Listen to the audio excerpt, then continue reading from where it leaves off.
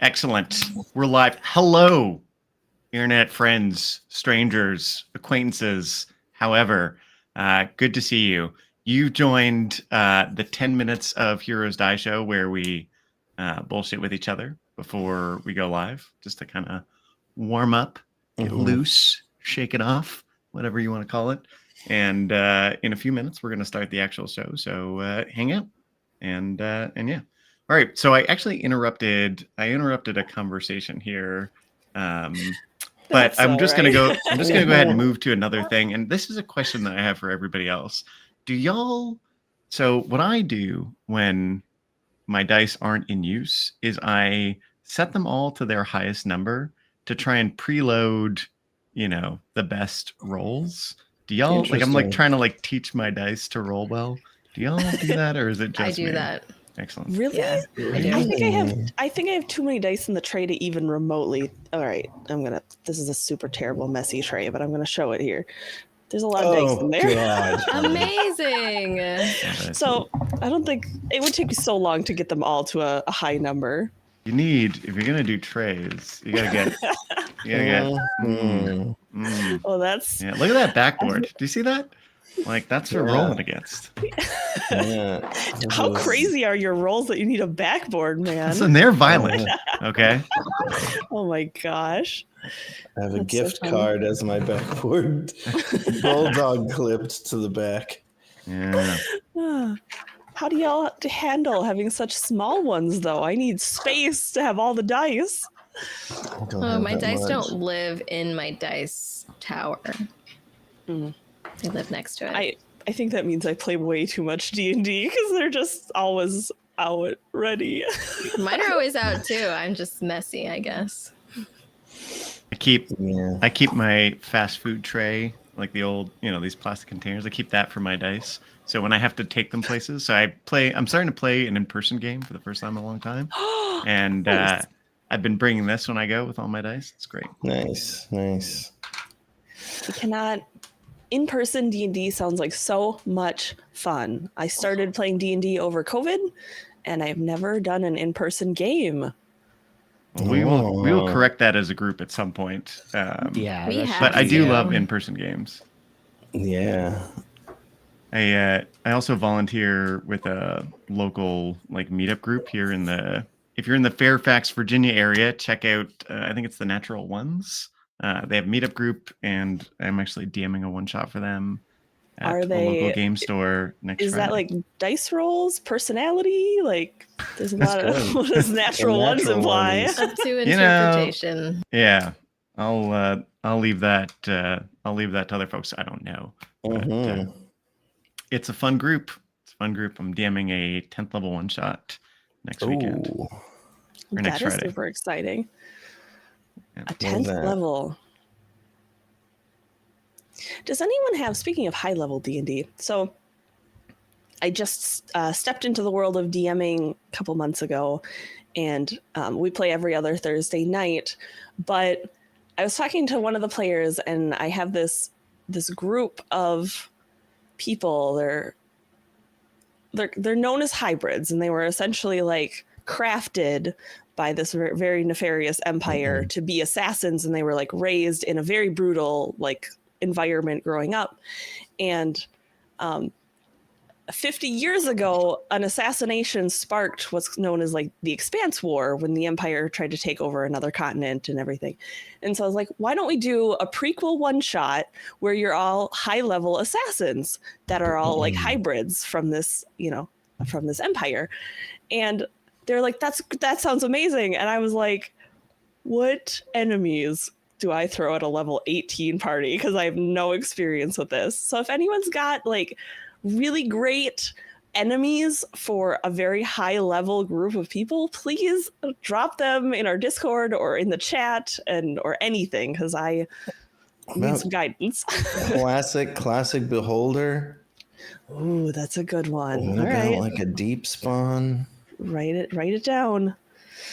My other suggestion is not necessarily to have an enemy, but you're going to want a lot of enemies. Like number of enemies starts to matter a lot more at higher levels because you can take out groups so easily. And if you have a single target, you can just pump so much damage into it per round.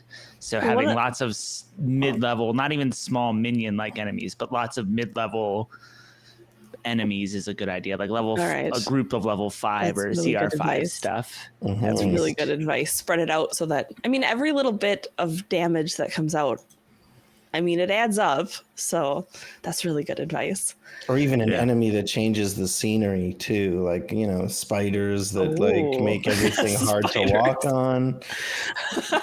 I think that's Soleus talking. He doesn't like spiders. Yeah, just a horde of spiders. Or is there a little Lair mic in there actions too? and, legendary actions are really important too. Yes. Yeah. That is also very good advice because I was like, this sounds great in theory. And then I'm like, oh, but I don't know how to DM a late team game. I know I plug it a lot, but the Flea Mortals book from MCDM has really good like solo type monsters, right? That are designed to be solo or with one or two others. Josh is right on the more monsters. Like more monsters is great. Like I can challenge a high level party with orcs, right? Like don't just look at the orcs from the monsters manual. Look at some other orcs from some other source books because you can get like if you get like a CR8 orc, a bunch of CR2s and 3s and 4s, and a bunch of habs, like you're really in exciting territory. But if you do get a chance to check out Flea Mortals, minions are amazing because you can just kill a bunch of them at a time, which feels great when you're at high level play, like or at any level play. But at high level play, it feels really great. And there's some things like using villain actions instead of legendary actions, which they do a lot in that book. I will send you the monster book. It is chock full of great stuff, and Definitely. If you're out there on the internet, recommend checking it out. It's extremely cool. Honestly, any books. I would love for anyone to like send me books, especially 5th edition, that they really enjoy because, like I said, it's the first time I've ever stepped into it, and I've been getting like some source books and things to help me out. But anything, like any books that you guys really have enjoyed as DMs, especially, I would very much take that advice because I'm probably more of like a chaotic DM. Like I fly by the seat of my pants sometimes, but it's really good to have some source material, and it's helped me out pretty dramatically. It's all a high seas pirate campaign is what we're doing, but also I do big have fan that of one. this. Yeah, I do have that one, and I read it, and it was very helpful to me.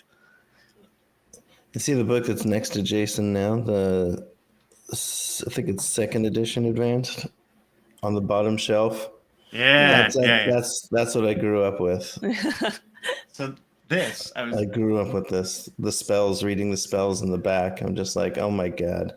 I was telling people earlier, this is the player's handbook that I played with as a kid. I got this recently. See that sweet duct tape binding? Oh, yeah. This thing's been well loved. We were comparing books that had a duct tape binding, and mine is Horses and Ponies Encyclopedia. That's where the horse facts spawn from. This is where I get cursed with horse facts. Paula had the same one. Yeah. We're like horse friends. We should have been besties when we were young. We probably would have been if we had been close. Definitely would have been. Well, you're making up for it now. You bet.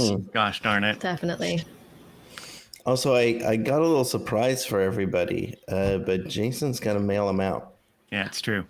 A physical surprise? Physical surprise. What? Just for us. Wow. That's exciting. Can I show them, Jason? It's your thing. Yeah, absolutely. Okay, so I have this. Dice. No way! Oh my gosh. Yeah, baby. That is the coolest thing I've ever seen. On Oh my bone God. dice, baby. I've been rolling with nice. them for a while. Yeah. Is that why you've been destroying us? No, I'm they don't roll super well, but Don't tell Yours us don't. that. Yeah, That's intentional. Mine is going to. That's Yeah. intentional. They Mine- won't betray us. Mike. That's all. That is so cool. Oh my god. Yeah, I thought everyone would love those. I was gonna get them. Yes. There's all these like different material that you can get, but I just made a limited number for the They're awesome. cast and crew. Limited edition. Limited edition. Mike, I- thank you. That's so Yeah. amazing. Absolutely love that we will have a matching set of dice. That is so cool. Mm-hmm. Matching D20, love it. The heroes die. Okay. Okay, folks, with that, we better get started. Y'all ready? Absolutely. So ready. All right. Well, hello and welcome once again, folks, to another episode of Heroes Die Show. Episode 20? 20? Yeah, Is it? episode 20 Ooh. of Best Left Buried, where, we explore the story of this group of heroes, two of them from the Empire, two of them from the Kryn Dynasty, who've come together, who've traveled, across the continent and are now waiting at the city of Icehaven to go on to Isle Cross, where they hope to make their names and fortunes and find their destinies out there under the ice. So yeah, thanks for joining us. I'm Jason. I'm your game master. I do this stuff, and on Wednesdays I often do a prep session where you can hang out with me while I prepare terrible surprises for these folks. And speaking of these folks, why don't we start with some cast introductions Yes, with the person on my left. Sorry, go ahead. I'm Taya. No worries. I'm Taya. I play Elspeth Pike in our game. And I'm here today to tell you that you should join our Discord. We'll drop a link here in just a second. There's a couple of really cool things that you can do. First of all, just interacting with us. We absolutely love talking to you in any way, shape, or form. So please join, interact with us beyond just the chat in our stream. We absolutely love that. In our Discord, we also have a between the scenes, which some things they don't go on in the live sessions, but we do talk about them, about what our characters are doing, especially during downtime, things like that. And we do reference them in later games. So don't miss out with that. And then we also have character art that drops occasionally. And most important today, of course, is the DM discussions. I asked for a little bit of guidance as far as high-level monsters and things to throw at a level 18 party. So that is also in our Discord. We absolutely love talking about your game, what you're doing as a DM, and if anyone needs advice, it's a great place. Jason is an amazing DM, so there's always a little bit of discussion that goes on there. And so please join our Discord. There's a lot of fun things to do. Yes. And if you are joining our Discord, we'd also really like for you to join us on social media. We have social media on all the different platforms. You can find us anywhere. The handle is going to be @Heroes Die Show. And we are on Instagram. We're on TikTok. We're on that new Threads thing. We're on that new Twitter thing that's like Twitter.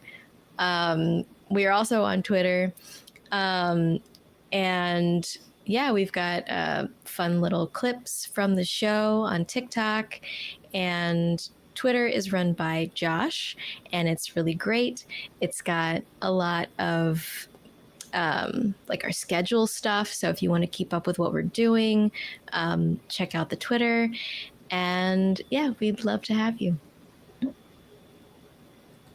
Yes, and hello, my name is Josh, and I'm playing Zagrin Beltune, aka Dalen, and I would like for you to check out our Patreon. And I make a very similar plug for our Patreon every time, and I think it's good, but I'm going to level with you. This is the one time I'm going to tell you this, so this is the secret insight to our Patreon. It's actually like the best game bundle you can get. For $3, you get a lot of stuff, a lot of games, a lot of modules. I tell you all the time new stuff comes out, but like $3 gets you a lot of cool games. So don't tell anybody. It's a Patreon, but it's also just a game bundle. So check it out, patreon.com/Heroes Die Show. Nice. Yeah, that's a good deal. I'm Mike. I'll be playing Soleus, the Shadow Monk, who is also a drow. He talks like this, and you shall call him Dennis. If you want to come and represent us in some way and want some like physical little trinkets and fun things, yeah, coming down to Big Cartel. We're on there. We sell sweaters and hats and these wonderful mugs that, one sip and you'll be a king amongst humans. Unfortunately, not dice yet, but we'll eventually get there. That's so Yes. exciting. Should be pretty fun, eh? I don't know if I introduced myself. I'm Paula, though. I don't think I did. It's Paula too. The most important part, who we are. No, all right. I have to go on to Big Cartel and buy another mug because it finally happened. It fell off and it broke. And I was so sad. You guys, I was like devastated when it happened. It was horrible. So I have to go on to Big Cartel That's and bad get luck another for one. 10 years. Oh, no. Don't tell me that. I didn't even want to confess my sins. It was Until so you bad. get a new one, then it cancels it out. All right, well, Yeah. I better go right after the show and get one. They're made of mirrors. You won't They are be mirror mirrors. you won't be growing a beard now. Sorry. No. That's It's hard, my lifelong only dream of only the growing a first one beard. allows you to grow a beard. I All think right. I missed a curse, actually. You dodged a bullet. Okay, folks. With that, we're going to start the show. See you in a second. Ah, old friend, you're here again. So glad you could stop by. Come, sit a while and let's begin. The tale of heroes die. In distant lands are stories made with villains most despised. A tale of magic, strength, and blade, of camaraderie and lies. It's one I know quite well, you see. Perhaps you'll find out why. The legends and the histories remember. Heroes die.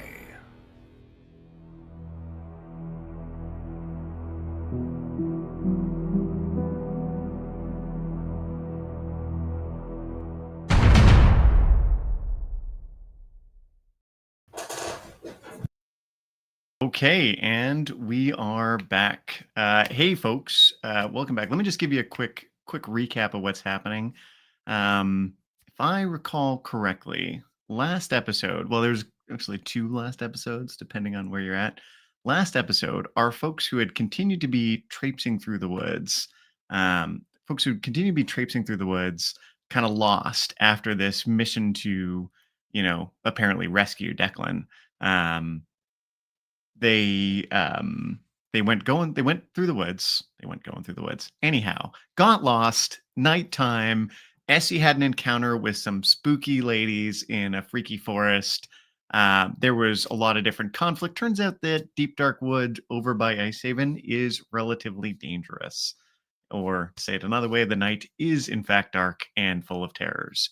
But everybody made it back. Even Soleus, who on his own little adventure, tried to get back into Icehaven and found himself chased not just by the mundane patrols and soldiers of the Empire, but hunted by some crazy roly bug monster wearing a very strange magical collar.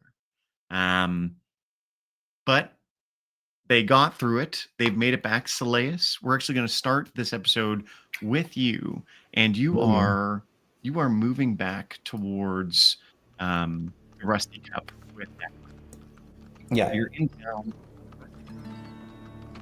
You've got that common room entrance, and of course you've got the back way. There's a stairway that leads up into the second floor, around back through the alley. Okay. I'm definitely going to make my way toward the back entrance. I'm not going to walk in the front door. Okay. And yeah, we're just going to go up and straight to my room if that's at all possible. And we're in like our slickers, right? We're in like our Yep. stolen... You're wearing those stolen trapper cloaks. Right. Did I spot them? So actually, that's a good question. It is around midnight as this is occurring. So who is doing what in the inn? I'm on the roof, like, watching for them. I think Zagrin's asleep in the room. I think Essie is fully exhausted, so I think she would have held out for a while and then is probably just passed out in bed with most of her tools around her like normal. Yeah. Kit, you're looking around and you don't see them, but you hear like a faint and look over and you see that raven that's been following you, and right under the rooftop where that raven is, you see two figures walking out wearing cloaks towards the alley. Can I try to get a closer look? At what's the thing? At the people? Sure, absolutely. Yeah. So you see the people. It is two figures. One definitely has Soleus's walk, and they are hooded and they are moving towards that back alley. And they do look like they're being a little bit sneaky. Like if that crow hadn't gotten your attention, you would have missed them. Does the crow look like it's watching them or following them? It looks like it's looking at you. No. Okay, I'm just gonna stay on the roof and just watch them approach, and then if they enter the inn, then I will just go inside and meet So them. they're heading up that back entrance, the one that you actually. So to get up onto the roof, you go out the back entrance, you hop onto a low overhang and climb up onto the roof. Mm-hmm. So they're going in the way you are going to go back in. I'll just kind of quietly follow them in once they're going in. Okay. Could I make a perception check too? Because we're looking around to see if we're being followed by guards. Sure. As you're climbing up the stairs, you notice a figure up on the roof, right above you, climbing down towards you. Oh, shit. Figure looks a lot like Kit. Oh, in that case, yeah, my hand comes out, like, or I'll just pull off my hood. I'll just raise a hand and follow you inside. All right. Yeah, I'm going straight to our room. Now you share a room with Zagrin. Yeah. Okay. So you're gonna go in there. Kit, you following him in? I'm following him in. Like, I'm probably just gonna whisper to, like, right as we're getting inside, like, what happened? I'll tell you when we're in the room, but the heat is on out there. Glad you're back safe. It's good to see you. You too. Okay, so you make it into the room. You've got Zagrin sleeping in his bed. So you got like kind of two little rooms either side and a common area. So you got like a nice little suite here. Mm-hmm. Yeah, I go in. And, my lord. Soleus, you made it. And Zagrin quickly gets up and what happened? And I'm assuming your companion, and point to Declan. Yes, this is Declan. Pleasure to meet you. I wish it was under more beneficial circumstances. What happened? How'd you make it back?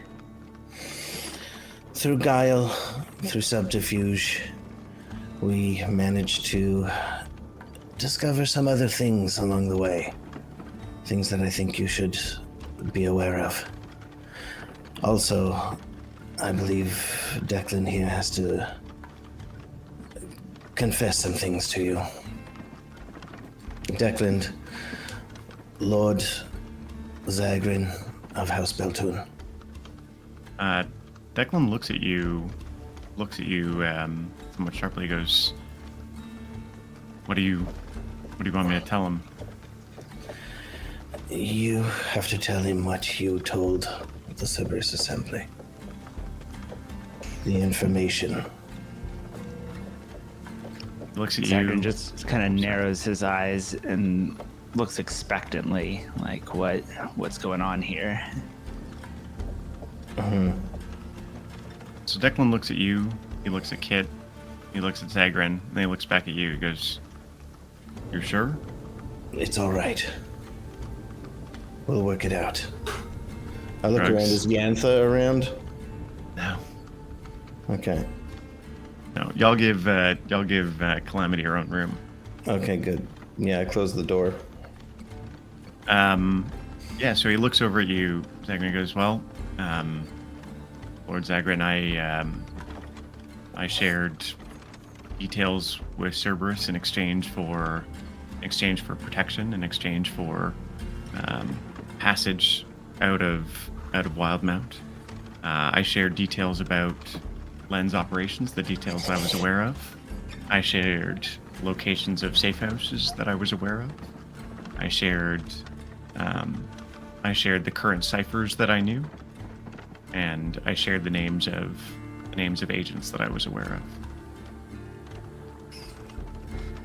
Zagrin takes like a minute and just kind of looks at him, and then kind of looks to Soleus and looks back to Declan. Well, the matter of the lens has always been something I've been instructed to not concern myself with, that the intelligence needed will be shared with me. So now you're suggesting that there might be members of the Empire that have information that not even the Lord of the Beltune House would have, because you thought it would protect you. And now you're in the room with me. Do you feel safe? He looks at you, goes, I feel capable, and I'm ready for whatever happens, but I will not, like I would not serve the lens, I won't apologize for what I've done. As I've said, I've been told not to concern myself with the internal dealings of the lens. So I will submit you to Soleus's custody. As far as I'm concerned, you are his ward at this point, and whatever justice or whatever he needs, whatever he requires, whatever he deems just, will have the authority and law of the House Beltune, and therefore the dynasty. Do you understand? I do. And I kind of just looked to Soleus. Whether he's a prisoner, an ally, or something in between, I'll leave that for you to determine. But as far as I'm concerned, this is a matter for the lens to decide what is just and proper to do. Whatever authority and whatever you declare will have the authority of law. Thank you, my lord. One does not simply walk away from the lens easily. And I suppose that the information that they have will need to inform the lens. We can't be losing more agents out there because of loose lips.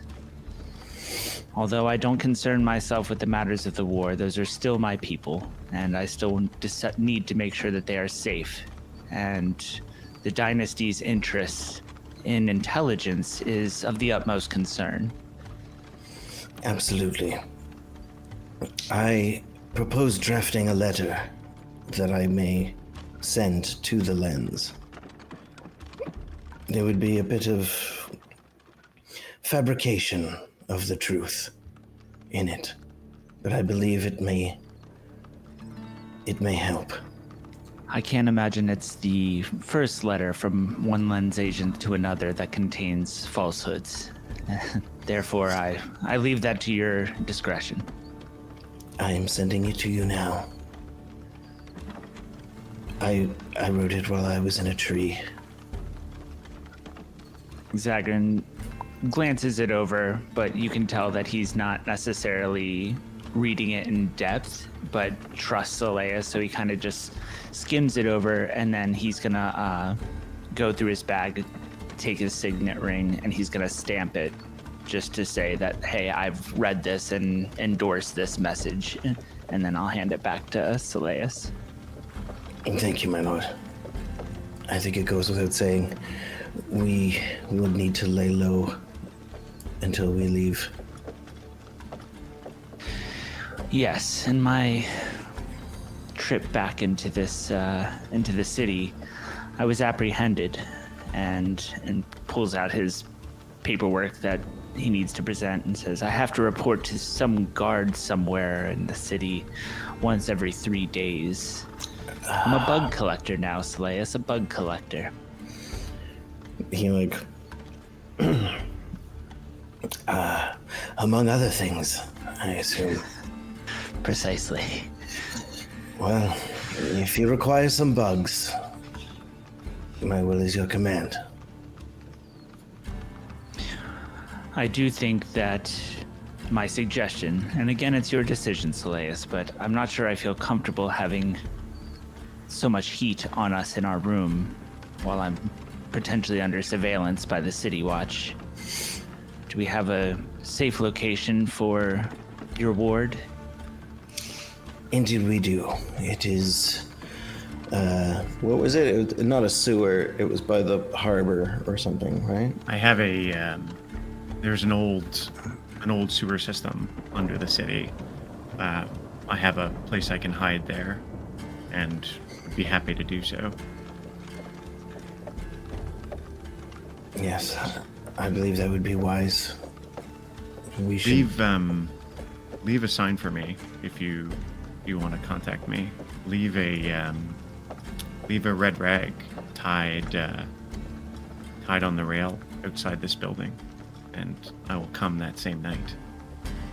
Right. We will leave you provisions and food by the back door. Do you have any I can take now? Yes. I'll go order some fish pies. All right, so the kitchen's closed at night, but you can take the rations that y'all have between you and set them up. Yeah. Oh, I gave him some, yeah? Yeah. I gave him a nice little stack. Okay. Also, where is Mrs. Pike? Her room, I imagine. I don't know. I think she's probably asleep, maybe. I encountered something out there. A creature controlled by this. And he takes out this collar with the runes on it. I'll go fetch her. Thank you. Declan looks at you all and goes, well then, Slayus, I'll take my leave. Yes, be safe, Declan.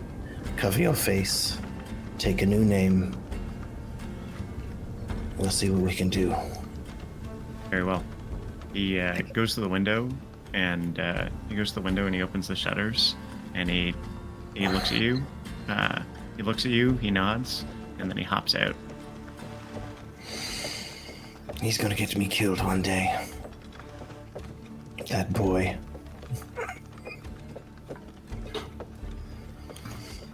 I'll go get Essie. Just You go in the room quietly and... Is she asleep?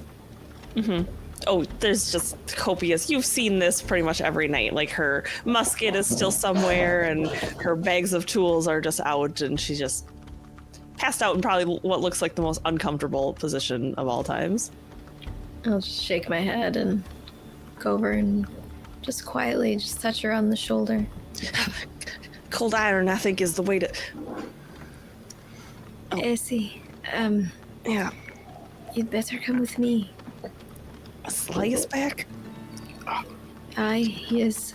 She'll just, like, pat around for her glasses, and they're somewhere skewed on the bed, and she'll put them on. All right. That's good. It's good he's back. All right. I'll shake the sleepiness off my face and extricate myself from all of my tools, and I'll follow you out. Are any of you gonna go grab Calamity for this? I wouldn't. I think I probably would look at Essie and just say, what about Calamity? Might be best if we tell her in the morning.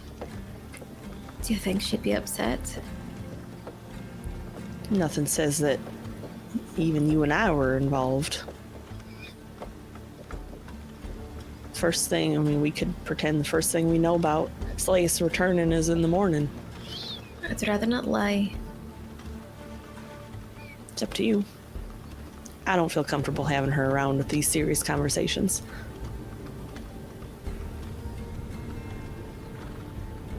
But I'll defer to your judgment. We can leave her out of it for now, but maybe wake her after the initial conversation. Yeah, that's fine. Okay. I'll snag the papers that I've been working on for Declan. They're probably not complete yet, but I'll grab them and head back to the room.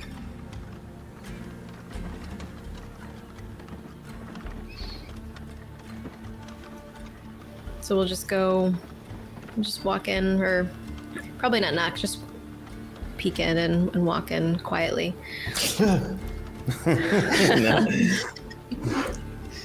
Essie will walk up to Slayus and just kind of like pat him on the arm.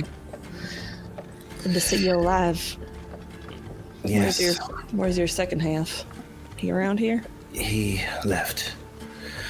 It is not safe for him here, and has a location close to the sewer system built under this town. We will be communicating with him from time to time. I figured he'd need travel papers. I started working on them.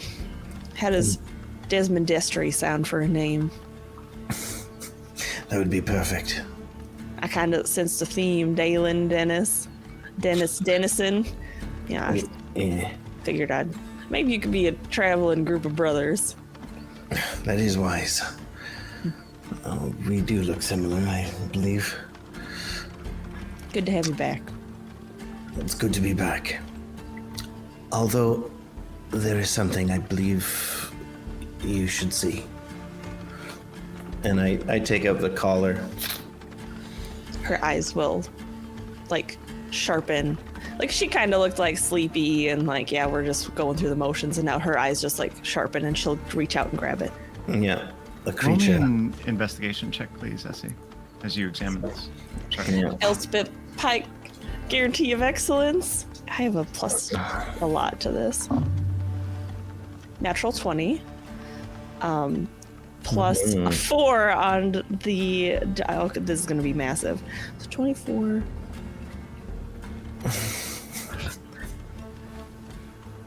32. Ooh, baby.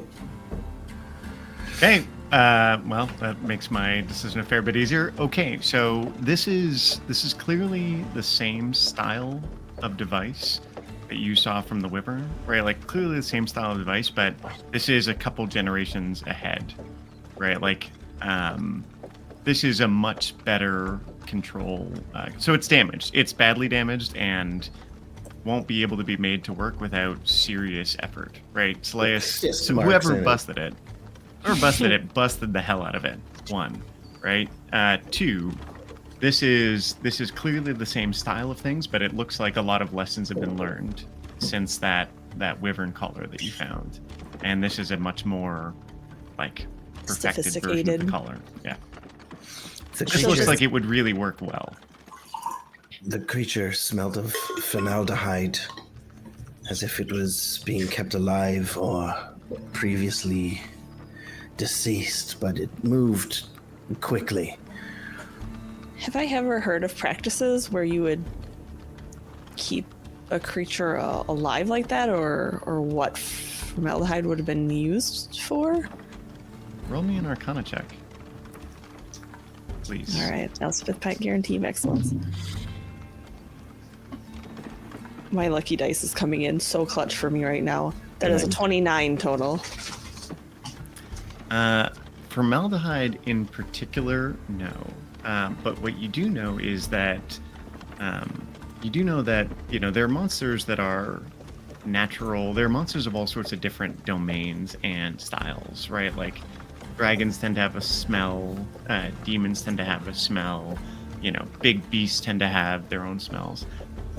But you have heard, especially in reference to earlier ages of magic, you've heard of mage-bred creatures, right? Mage-bred creatures were monsters that were specifically designed and built by magi, right?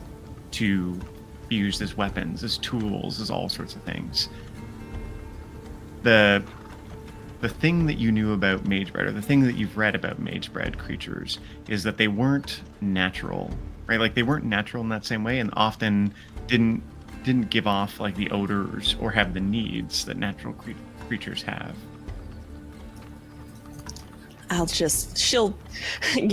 You've seen her when she's kind of on a bender, and she almost gets a little manic, like all of the lenses will come down and she will just start intently looking at it, like twisting it around in her hands. She'll actually grab any random notebook, which might actually be like Zagran's or Soleus's at this point, because she's in their room, and she'll just flip it open to an open page, and she'll take the ink pen and she'll just start scrawling out designs, almost like, I have to get this down on paper. And this is like obviously it's like the control device that we found in the Wyverns, but it's years, generations ahead of that one. It's like whoever, the creator, learned so much and has advanced the technique so much. What was the creature doing? What did it look like? It was hunting. It was designed specifically to look for something without using its eyes. And you said smelling. It didn't smell right. It didn't smell right, but it was searching for something via olfactory organ. My family has a scroll, a book about... We found it in one of our expeditions about mage-bred creatures. Have you ever heard anything like that before? Never. Well, I haven't heard of one in recent times, but in ancient times, Magi used to create creatures from magic. Essentially, they were used as all sorts of things, tools. They could have been used as assassins or hunters, I suppose. They're not natural, and they don't have the needs that most organic creatures have, so they could potentially come at you and never stop, because they don't need to stop for rest or for food or for water. They can just keep coming until you destroy it. Upon our exodus of the forest, it followed us into the plains and attacked a patrol. He looks over at Zagran. We couldn't let this beast, I'm sorry, but I couldn't let the beast destroy them. I went to their aid and fought the creature. Well, given the choices between some rudimentary patrol versus some horrific, unorganic creature, I think you made the right choice. And saving lives is never a bad thing, even if they're not your people. Saving lives is important. Yeah, that too, what she said. Yes, these Kid will just particular people. kind of look at Essie when she says Innocent lives are important. Innocent, I suppose I should say. Listen, not all lives matter. That's bad. Some lives that are innocent are just a little bit more important than those that are not innocent. Like those butchers, I don't think, it was fine if we went after them. They came after us first. But innocent lives, if they're not doing anything bad, they should be protected. They were currently hunting me and my ally. Because you did something against the laws, I mean, they're just following orders. They're not. Right. Although I will commend everyone in the room that we managed to, as far as I'm aware, not take the life of a single guard in our recent escapade. and kind of looks around to make sure nobody's like, oh, I killed one. I did not, but the creature took out Well, 2 or 3. what are you? I mean, you tried. That's the best you can do in that situation. I don't think those lives should or could be held against you. 2 or 3 out of 5 ain't bad. Have you No, have you Andrew. heard the same bard? I feel like I've heard a bard singing those words before. I did. What Was it in the his name? Empire or was it in the Dynasty? I believe it was a traveling gnome. Traveling gnome. Yes, I can't remember his name right now. I'll get back I to you. feel like he was real. He liked a certain type of meat, right? Like Oh, that's right. Yes. meatballs, maybe. Pork pie, I believe his name Oh, was. all right. Pork pie.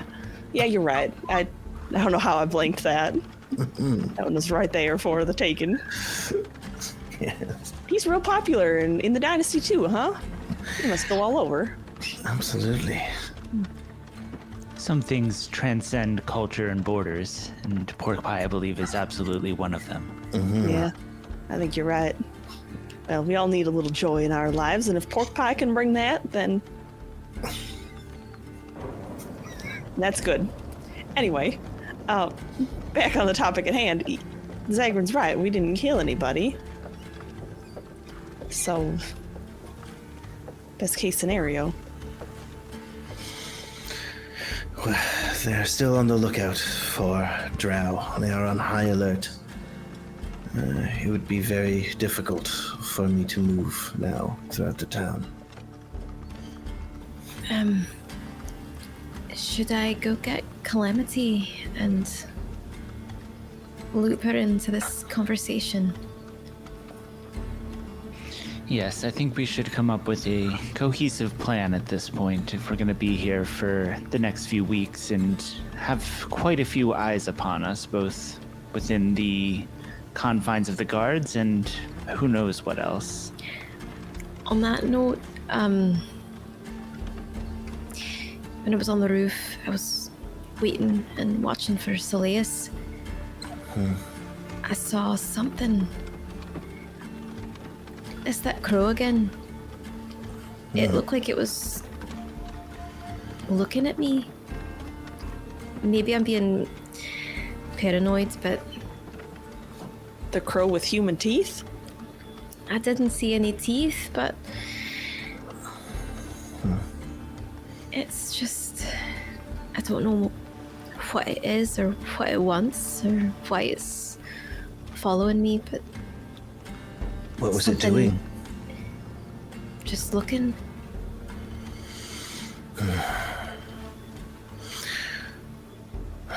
You are being watched. I believe we all are. Anyway, I'll go get Calamity. All right. Be careful. I'll just knock on her door really softly and wait for a response. While she's away, I'll just look at Soleus and Zagran and I'll say, I wouldn't say anything incriminating by Calamity. All right. That's it. Okay. You knock on the door. Eventually, Calamity comes to it. Yantha's on her shoulder, and she's wearing like a nightshirt. She goes, "What's up, kid?" Soleus is back. Do you want to join us in the room? I'll head right over. Let's go. Okay.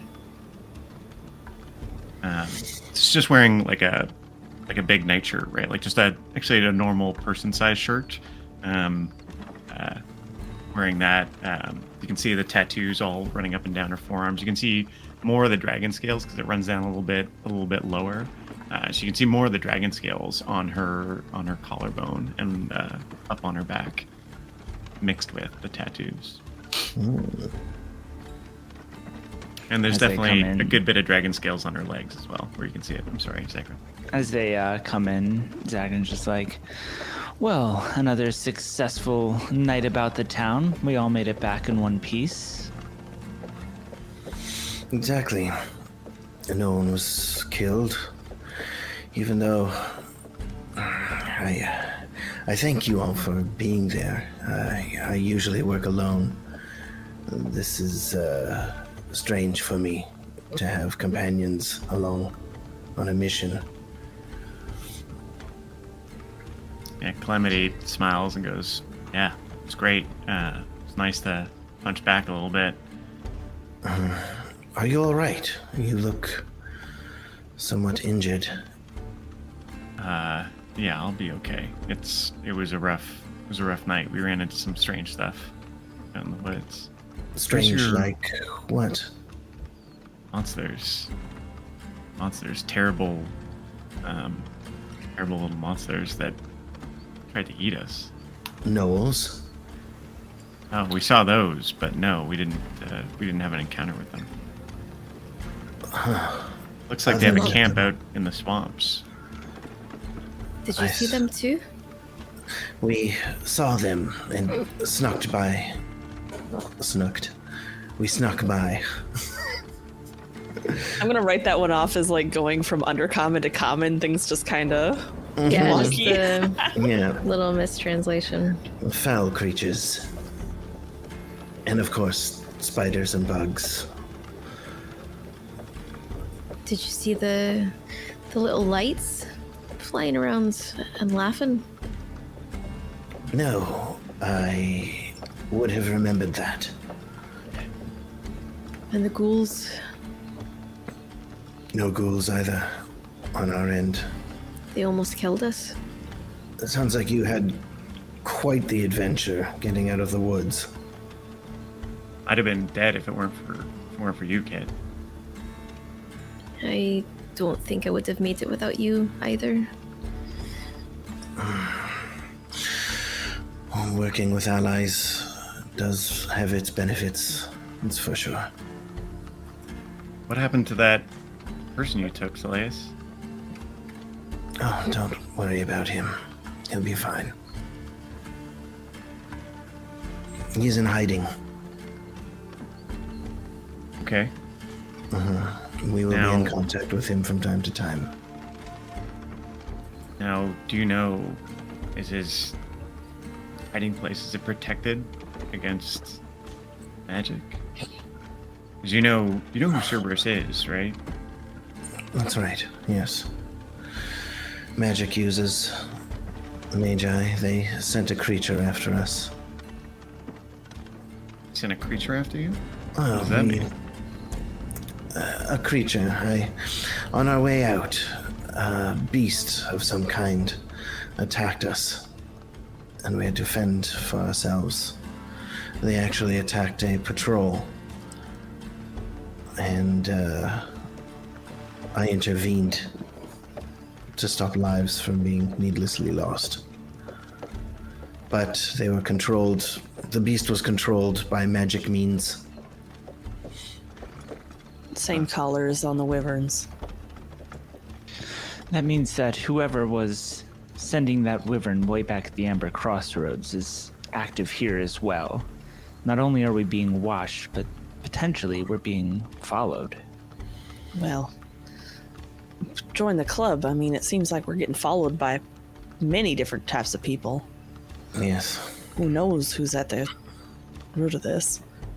Speaking of people, I wanted to wait until Silius was back to tell you about this Zagran. I'll reach into my bag of holding and get the necklace, the small little bone. And I'll hesitate before I bring it out. I'll hold it up. Have you ever heard of the Dusk Song Sisters? Can't say it rings a bell. Is it another performing bard troupe? I wish it was. That does sound like a real good bard troop name. So if they ever die out, maybe we should start one or fund one. But no, when I was separated from everybody, I ended up finding this grove where, as I walked into it, the mist got higher and higher, and there was screams of creatures all around me. And in the center was this old woman stirring a cauldron. And she said some things.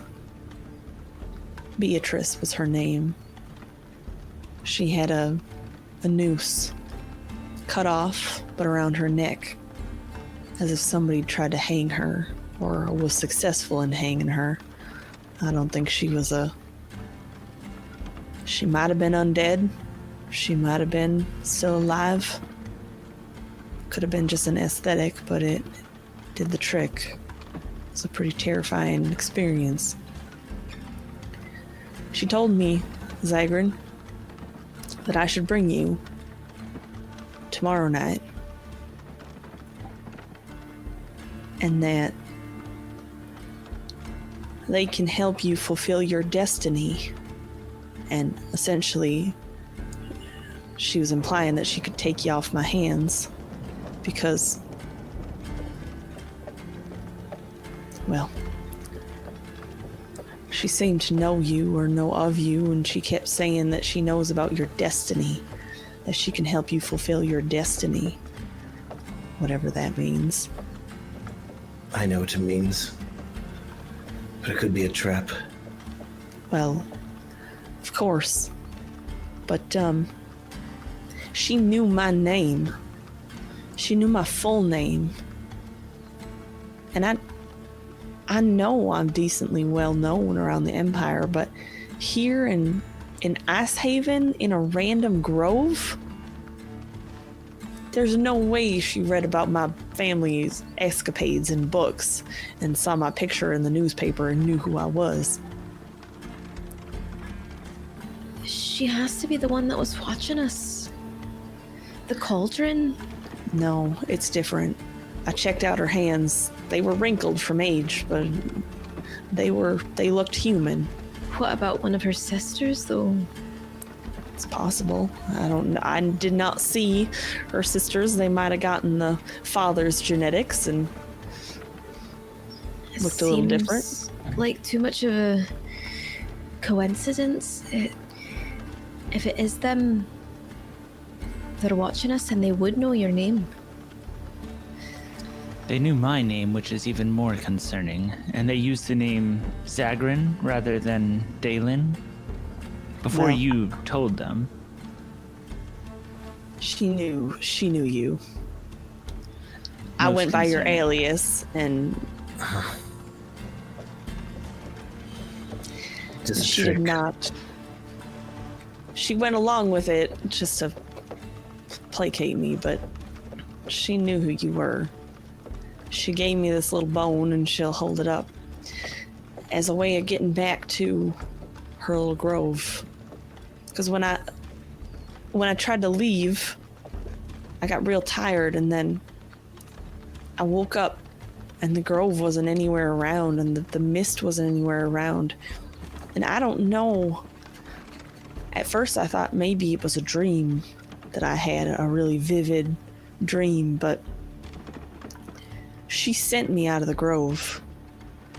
And this is a way of getting back there to her.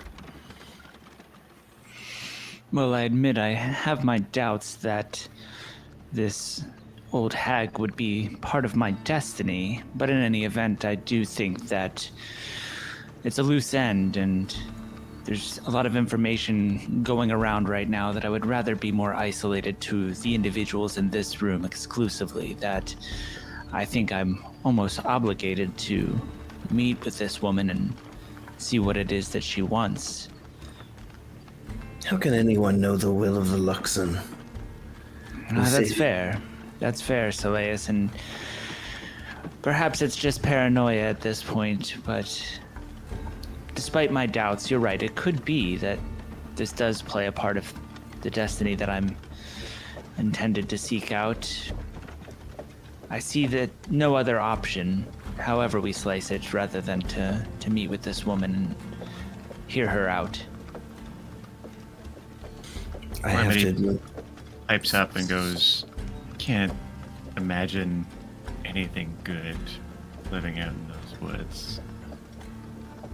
I don't know about Whatever she was not normal, and she had, well, at the very least, she had power over her domain, which I believe was at Grove.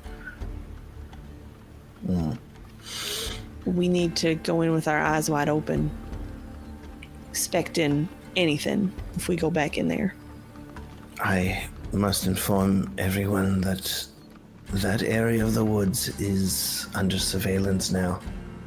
The roads leading to it, the roads around it. I'll be honest with you, I don't know if we have to necessarily go back to that forest. She said the bone would guide me through the woods and back, so I don't know if that means that I don't even know where that grove existed. I don't know if it was actually in the woods.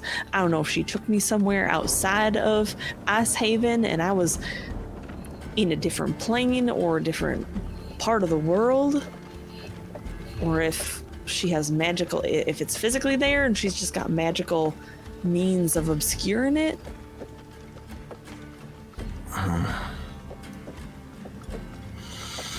I know it'd be very difficult for me to traverse through the town. You said the meeting was to occur tomorrow night? Depending on what time of the morning it is right now, it's midnight. So technically tonight, but yes. Yes, yeah, understood. About 24 hours from now. Well, what do you propose we do in the meantime? I'll finish those papers for Declan. And she'll reach into her bag and she'll pull out a letter, a couple incriminating letters that she's been working on. Incriminating who? The Truman family. For sure. So it's my little escapade as Sarah Hemingway. It might not be a bad idea to plant some evidence around or pretend to be her and drop the letters off and see if any investigation comes. Could take the heat off of us or you, as long as you can promise me that you're not going to use it to get into anything bad as far as hurting the Empire folks. I don't want my actions to hurt just common folk in the Empire. But I feel like I owe you at least a little bit, try to help you out of this. I hope that our restraint, and when I say our, I'm pointing to Soleus and myself, our restraint when dealing with the guards is a good faith offering of how much we don't intend to injure the Empire or its citizens. Now, I understand that there may be some geopolitical implications of taking a defecting agent, but I assure you, and I looked at Soleus, I believe that was more personal than business, and I'm not sure that the dynasty's interests were furthered by our recent actions. That this doesn't concern the war. This is family that brought us out there and put us in peril. but I intend to leave this country as soon as possible and hopefully not return for quite some time. That I can assure you that any use of this will be only in good faith and to further our collective interests. Against my better judgment, I trust what you're saying.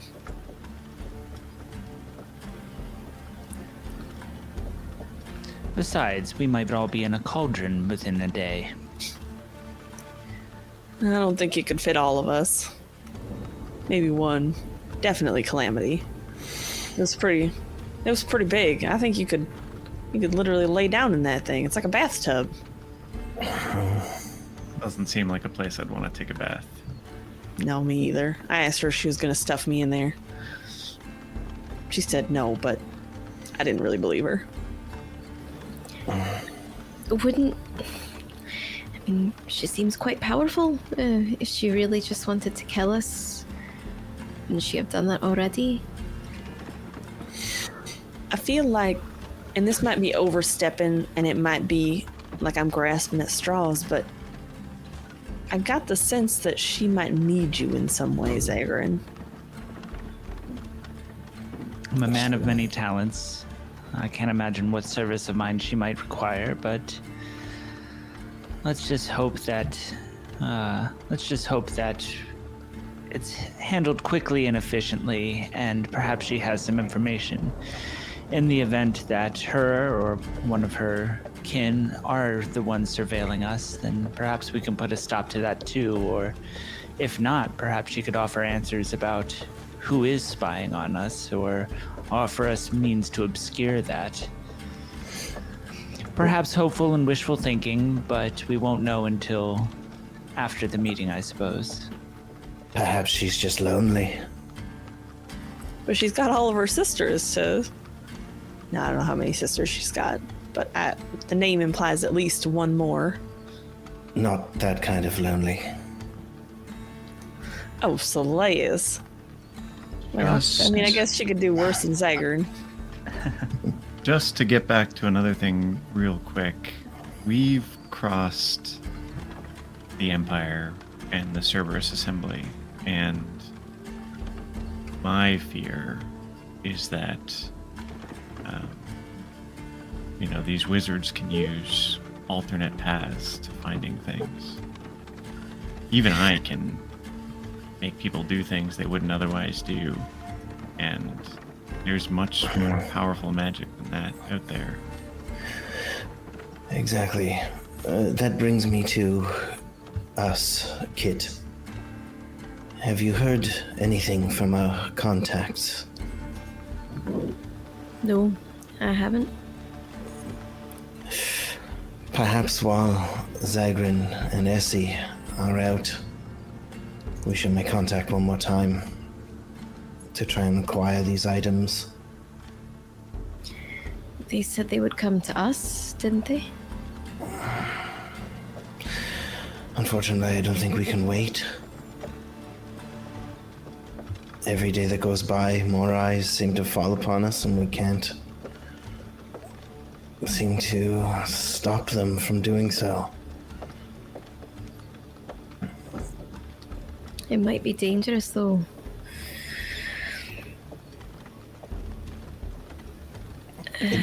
It's up to you.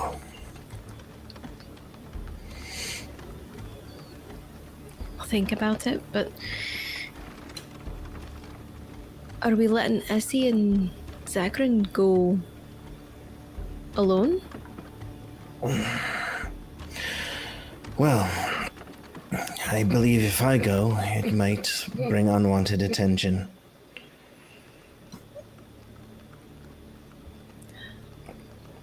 I'm not going to let them go without backup. Yes. I can hide you, Soleus. In that case, then yes. I'd be more appreciative of this. Is there a question for the DM? Is there a place to buy magic items here in town? You haven't seen anything like that, but it's possible. Okay. So y'all haven't spent a lot of time kind of exploring the town. There's items that you can wear, that you can attune to, that block this. I mean, scrying is what immediately comes to mind when I think of wizards and their ability to track folks. Exactly. I don't know if we'd be able to find them here in Icehaven. If given enough time, and funds, I could make them myself, but that would take me a while. More than 3 weeks. I'm gonna assume yes. Not when I get to like 10th level, but now yes. I don't know that we have 24 hours. I'd What be about- worried now. What about your contact at the? I forgot what it was called. The trading outpost. Yeah, that one. That's more. Are you talking about me or Slayas? Either one.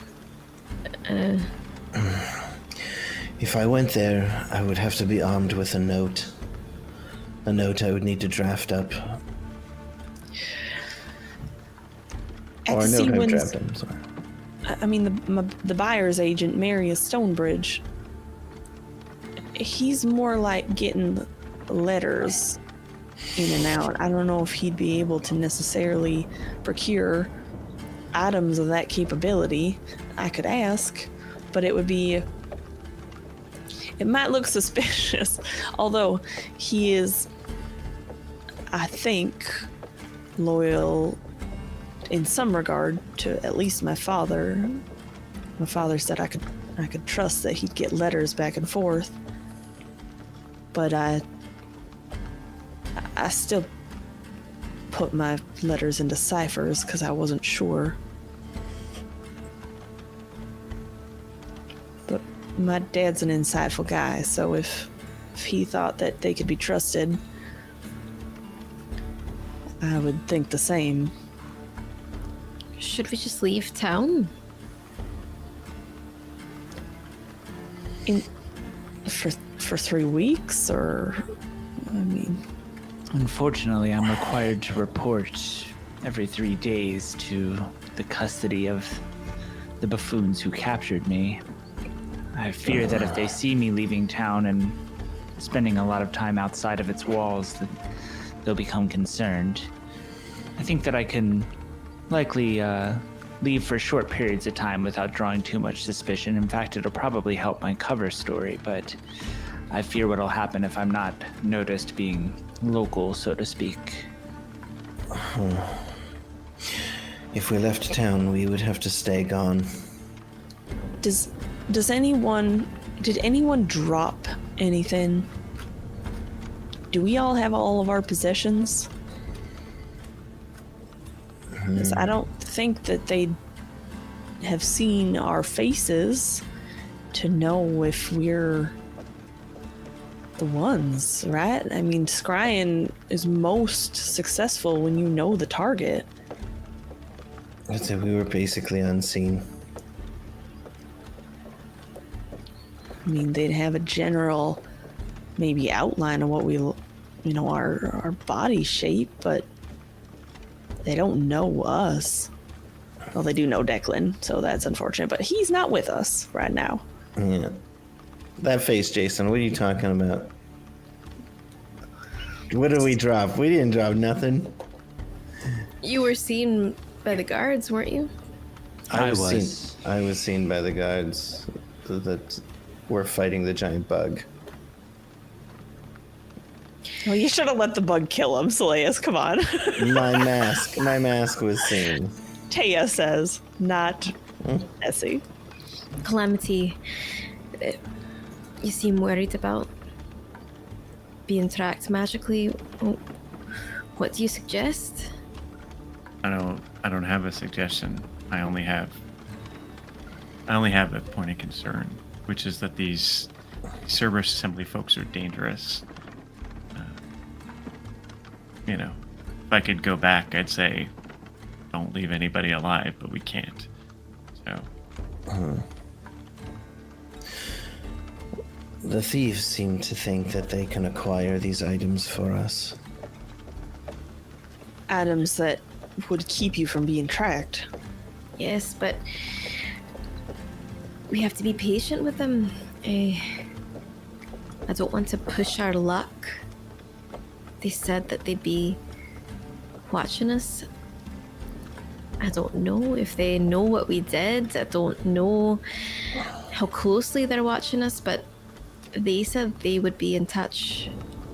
And I think that if we push their luck, then we might not get what we want, and we might put ourselves in unnecessary danger. But that's just my fear. Perhaps the best way to get their attention is not to reach out to them directly, but to demonstrate what we have to offer. If they were watching our escapades through the woods, I think that made at least a good first impression. But perhaps we need to do something heroic enough that they recognize the talents that we would bring to the table if we were to arrange some sort of deal. Are you talking on a scale of random Yetis on the ice or Dusk Song Sisters? Like, what are you recommending? Well, I suppose they don't need to be mutually exclusive, but a Yeti hunt is what I had in mind. Surely the word would travel throughout the town. There's postings for the rewards and the dangers of them, that word would spread to them quickly no matter what means I imagine that they were using to watch us.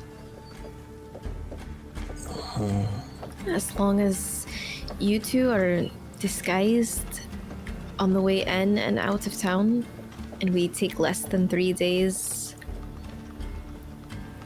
it might not be a bad idea.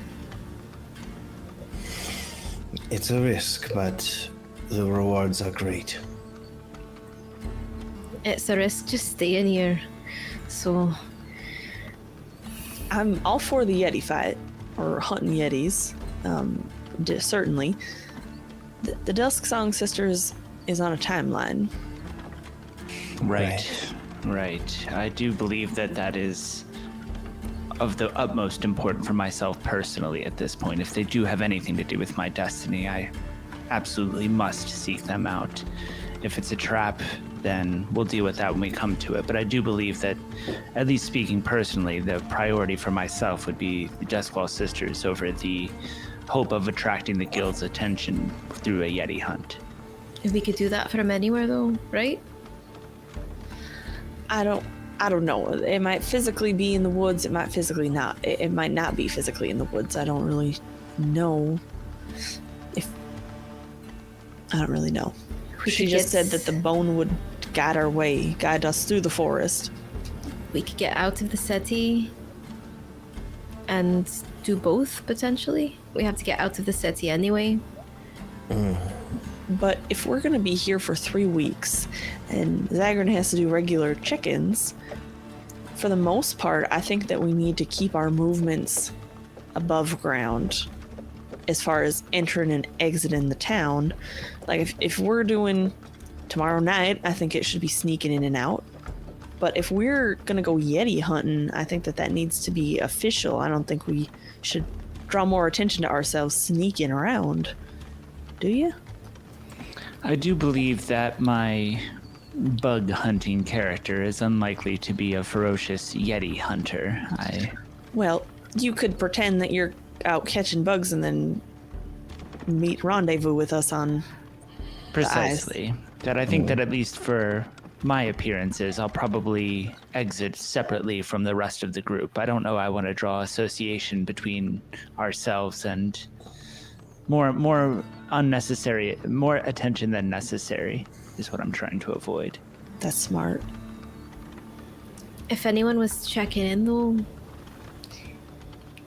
we're in the same party at this inn. And we've already been seen here by the Cerberus Assembly. All right. Well, our story, right? we all met on the crossroads coming into town. That's not a lie.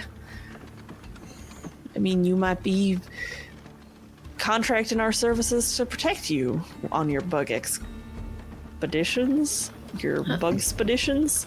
That's a good idea. I think the only one who really can't be seen is Soleus, right? Mm-hmm. So if he's disguised, then the rest of us can move about openly. I think the we should best lies are rooted in truth. So they're easy to remember. It's not something that you have to try to pull out of your butt on the fly. You know, so we need to just keep it simple and not some elaborate scheme. We're just a lot of the truth is the truth, and it's not something that we need to hide around. We just need to make a little tweaks here and there. And I just need to not be seen. Calamity said that she can hide you. So Yeah, Celeste goes over to his bed and lies down. Problem solved.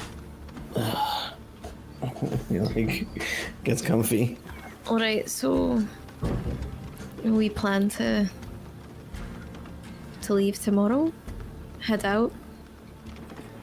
Tomorrow Zagran night, yeah. goes, or no, we can all go together. Silius just goes disguised and we're hidden. Yeah. Okay. Going back into the woods. I think it's tomorrow night. I would go, at nighttime. That might be one that we want to be a little bit more sneaky in regards to why we're out in the middle of the night. Unless we want to say that we'll be overnight to collect bugs. I think you might want to get a little more knowledge on bug collecting, Zagran, if this is actually a cover story for 3 weeks. Reaches over to the papers like next to what Essie was just writing on and just starts like displaying a bunch of notes on different bugs. I've been doing my Flips them research. over. Yeah, It's just- like, yeah. Sorry, I'll take my. She'll just like grip, like get her 2 pages that she dropped, stuff them in her pocket. Sorry about that. Why can't we just do both, though? Go out to the woods for the meeting, and then from there we go find the Yetis. I think that's a decent course of action. Yes. I saw that we could get more information about the Eddies at the Trappers Guild. Oh, that's great.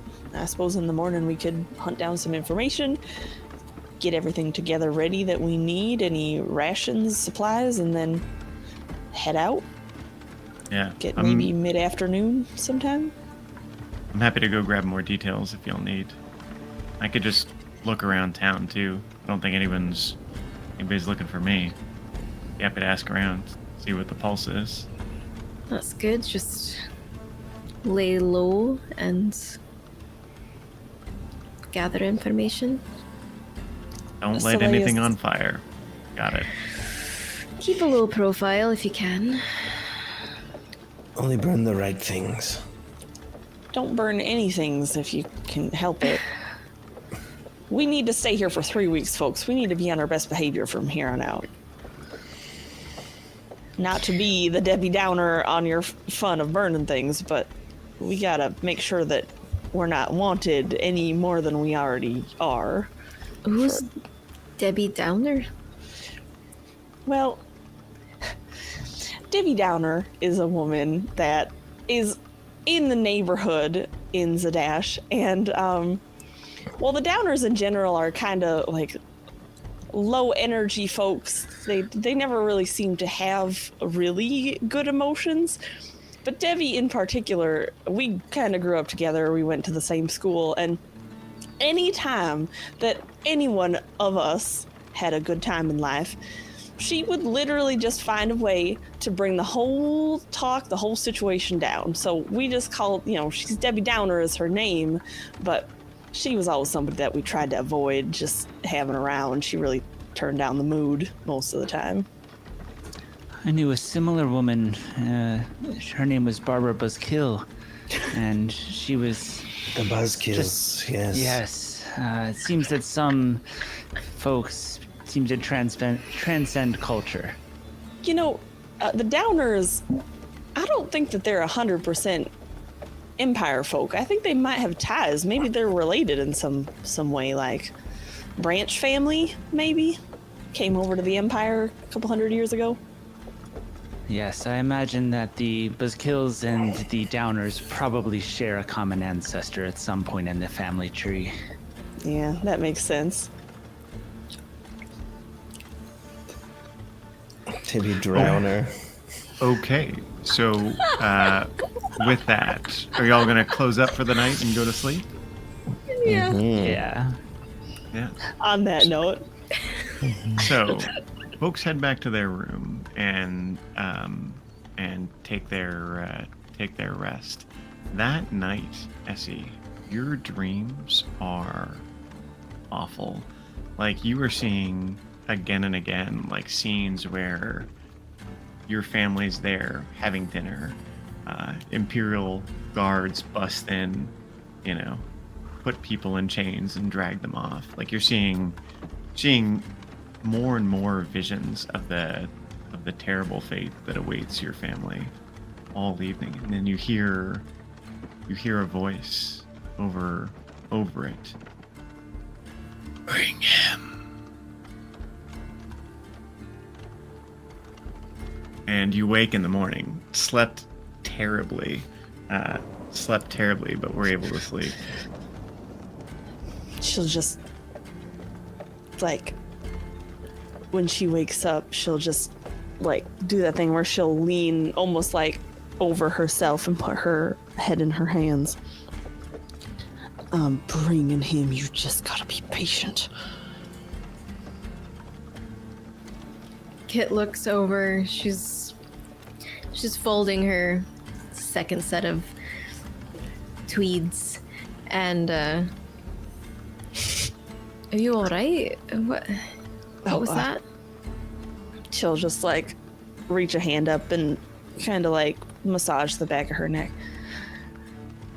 I had dreams all night about my family and taken away in chains. And then that woman, Beatrice, she just told me to bring him. Zagrin? She's in your dreams? You think it's her influence, or is it just a bad dream? What I've found in life is that bad dreams generally just aren't bad dreams. If you have a gut feeling, there's usually something else attached to it. Kit, she offered me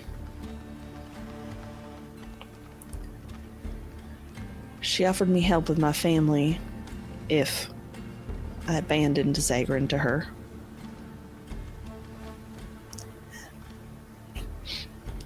And was tempted. And I don't know what we're gonna walk into. It was tempting to just give him the bone and say good luck. Take the deal. But I don't want to be that person.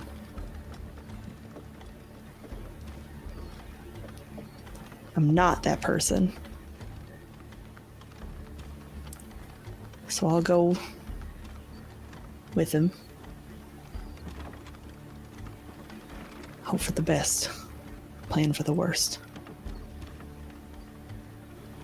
Yeah, I'm with you too. Yeah. Thanks for believing in me to some regard. That I'd make the right decision.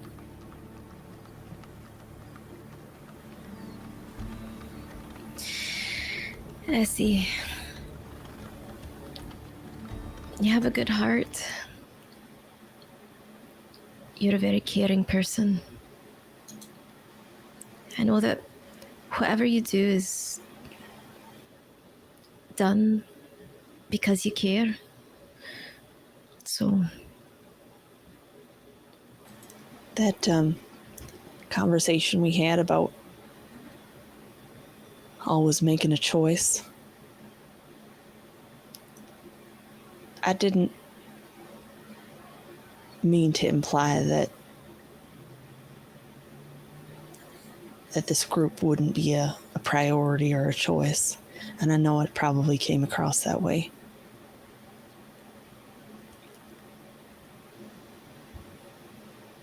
that's all right.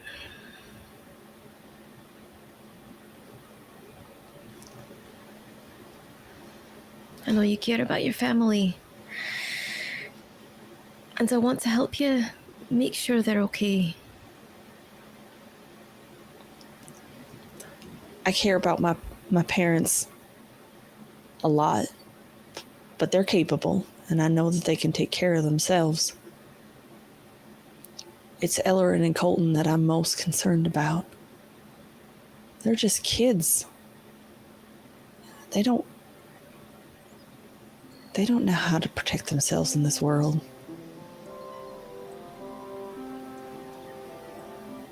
I understand. I remember when they were born and I held them. I was pretty young. But I thought in that moment that I'd burn the world down to keep them safe. That's what a big sister does.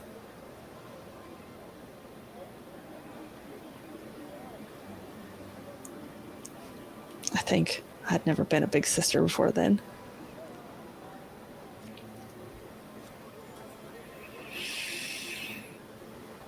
I think I know how you feel. I feel similar about my little crows, so Yeah. It's hard when you have a chain holding you down when you're trying to make decisions. Hard to make the right one.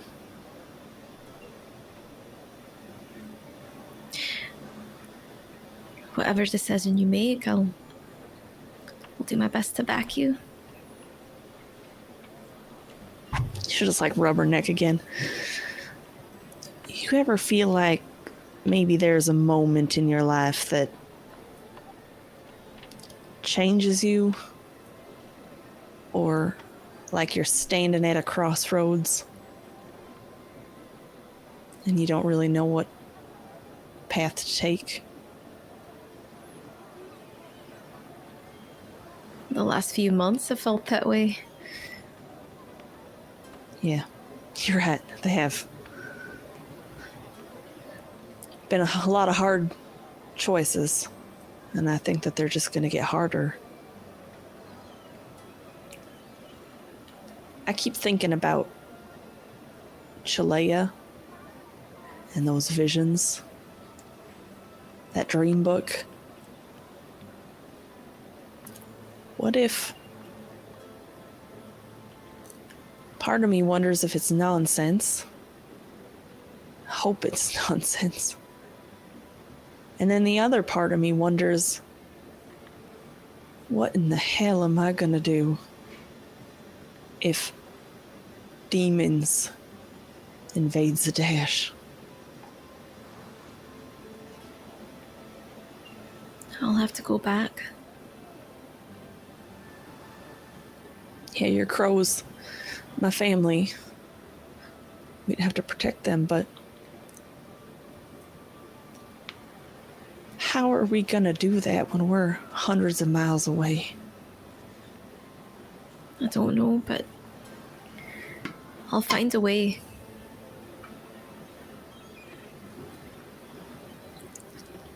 It's funny, I wanted to leave home so bad, and as soon as I did, I find myself desperate to return sometimes. Because if something happens to them, And I'm hundreds of miles away.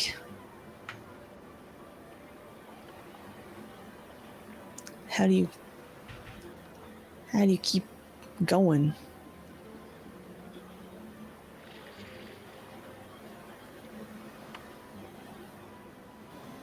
Sometimes you just have to do the best you can and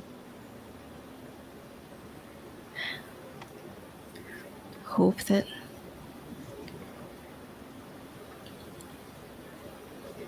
whatever it is out there, is it fate or some kind of higher being, maybe this time it will be in favor of those who you care about.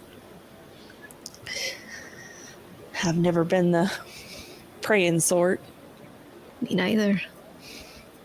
but sometimes when I hear Soleus talk about the Luxon, what they've done for him, it makes me wonder if believing and worshiping, being pious towards a divine being might not be the worst thing in the world.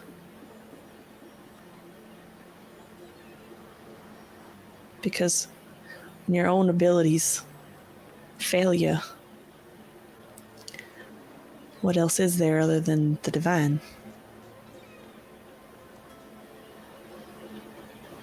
If that's what it took to protect the ones I care about, I would do it in a heartbeat. Me too. Maybe I should look into this Luxon for us. You'd have to hide your worship towards it in the Empire. I'm pretty sure they don't look too favorably. Pretty sure we are not in the favor of the Empire anyway, so Well, Sarah Hemingway, at the very least, isn't. Essie Pike, I think, is still has a shot. Maybe. all right, well, whatever happens, just know I've got your back. I've got yours too.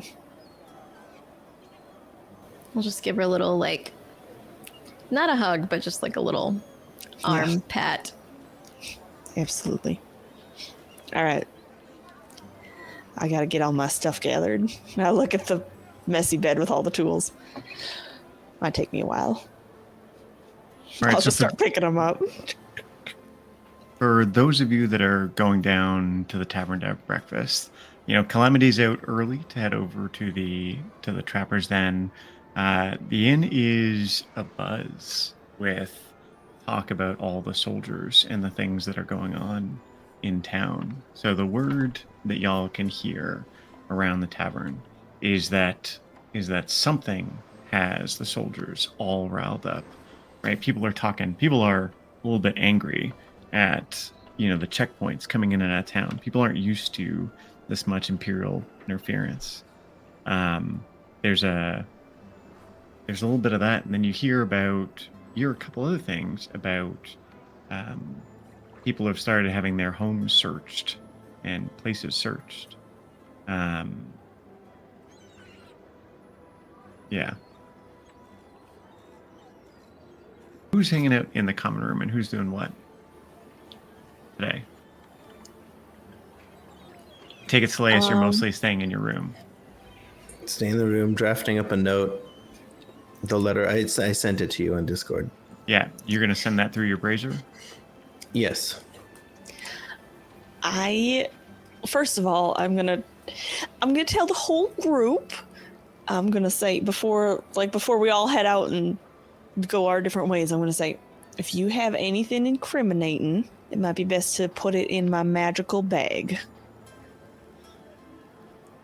Incriminating? Zagran will take his mask and say, I think that the association with the masked figure, and they've already seen my face, I don't think I need to be carrying this with me. And Put it in the bag of holding.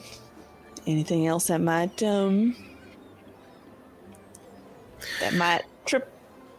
some sort of Yeah. defense mechanism? I think I might have to give you my mask as well and just stick with the goggles that you made. Yeah, put that in the bag as well. Anything else anybody's got that they need to hide out a little bit? All right. Good deal. And then I'll just, that's it for the moment. Calamity looks at Yantha and scratches her chin. Look, nothing incriminating about you, right? We're good.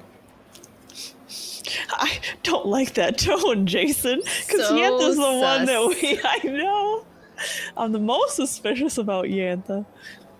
I think Kit is probably just hanging out in the common room. She might go back up on the roof at some point and just scope things out, but she's not going to leave the inn today. Is there like little like runner boys or like couriers or anything around that would like drop letters off at a certain, like at the post office for you if you paid them a little bit? You could certainly find, if you wander around town a little bit, like there's not a lot. So here inside the innkeeper has her 3 children around. So if you want to try and send one of them off on a task, you could talk to them, right? So they range from 8 to 13 in that kind of general.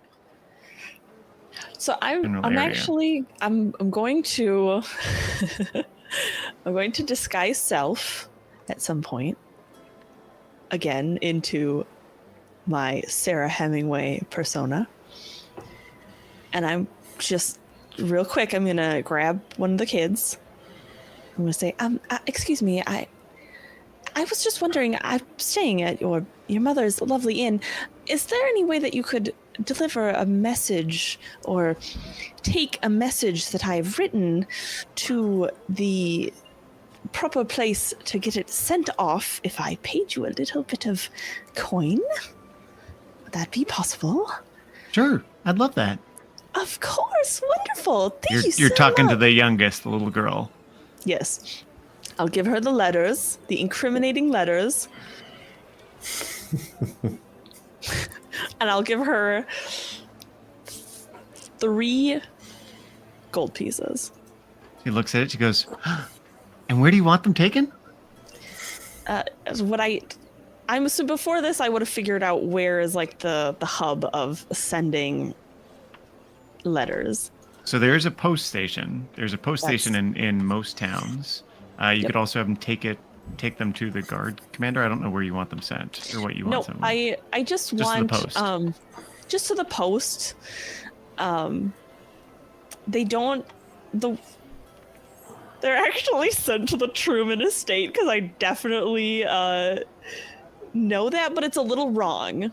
So I just basically want, like, if anyone's investigating Sarah Hemingway, I want them to find maybe the fact that she sent these letters and then Okay, go so you're find saying the letters letters. from her to the Truman estate. Exactly. Got it. Okay. But the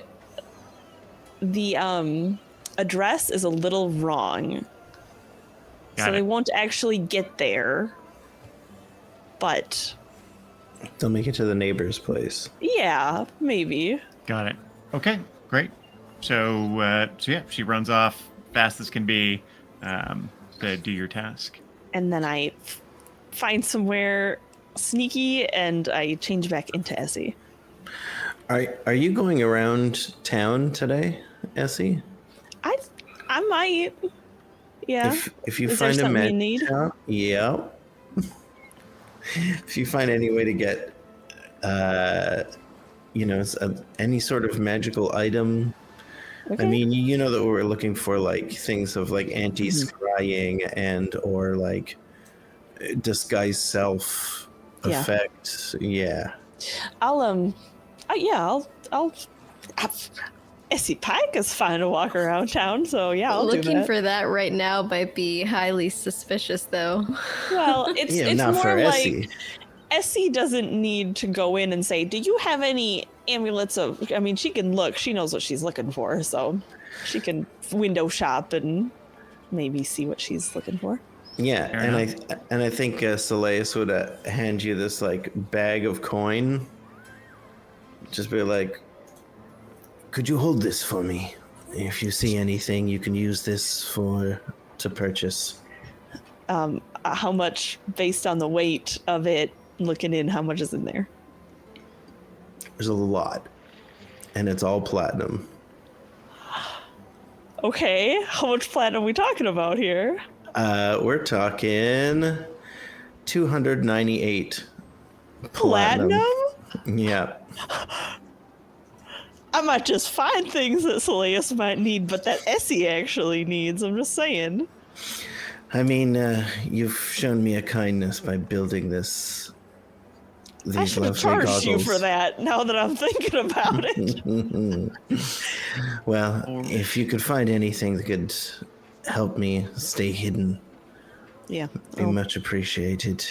I'll try to find something. At the very least, I might be able to get supplies and make it myself. We'll see. Yeah. Also, if I get captured, I don't want them to have that. Understandable. I'd much rather have it than the guards have it. Yes. And a fish pie, please, if you could bring one up. Yeah. Thank you. I I'll can't get that leave on the way. here. Much I'll just- appreciated. Sorry. For Zagrin, are you hanging out in the common room today? Yeah, Zagrin is he's eating and hanging out in the common room and maybe even like joining in some of the general discontent with the guards and just being like, what kind of treatment that they give us? I know it's ridiculous, but just playing up the character and has his bug there and is taking notes, but he wants to be seen. Yeah, great. Give me a persuasion check just as you're talking to folks. Please. 13. 13. You do get something, an odd tidbit as you're going. A guy in the inn, is talking about how like he's bummed because he's out of work. He goes, yeah, I was working for the Dan Rawlings, but you know when them wizards came in, they kicked them, his whole family right out their estate, and now I'm sitting here. I got no work, nothing to do. You know the Dan Rolling estate? Not familiar, not from here. It's not. It's on the hill with some of the other nice places, not far from the docks, near where all them soldiers moved in. And they commandeered this man's home? Yeah, they just kicked him right out. This wizard. This wizard looked real fancy. Just told him and his family they are get out. They packed up, went to Rexentrum. They're gone. That's ridiculous. The treatment that they put on working folk like ourselves, it's... High-handed. Now, Dan Rawlings are a powerful family, but still. I'm sure they'll be fine, but it's the people under them that get no consideration from those higher up. Yeah, That- hell yeah, brother. I feel ya. And kind of clink our glasses together and...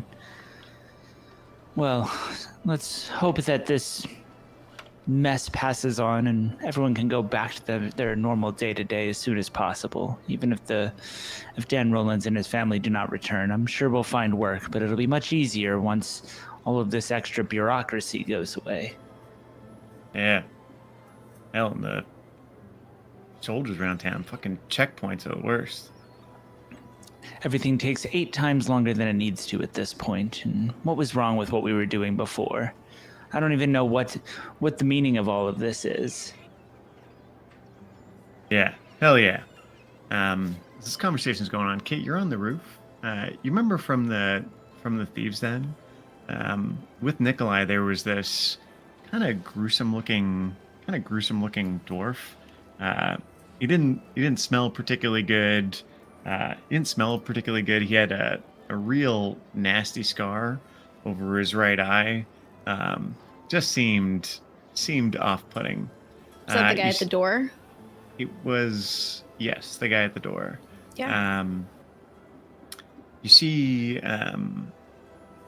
that figure walking towards the inn from the rooftop, and we're just going to take our mid-session break right there. Mid-session break right there. Folks, we'll be back in about 10 minutes.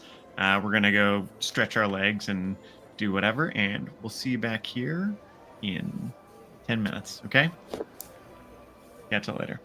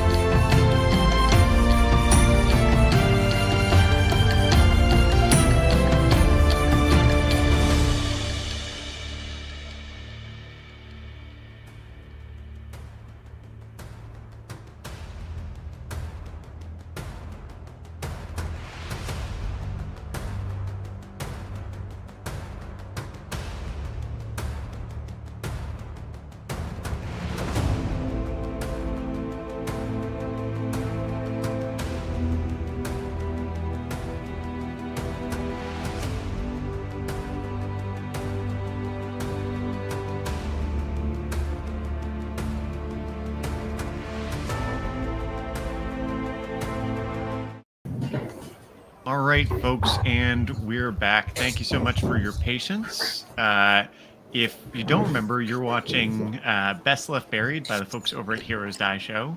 You can find more about us down, if you're watching on Twitch or YouTube or whatever, you can find more down underneath. There's going to be things like, hey, this is where you find us on Twitter and Discord and all that stuff. And we're going to post links in the chat as we go.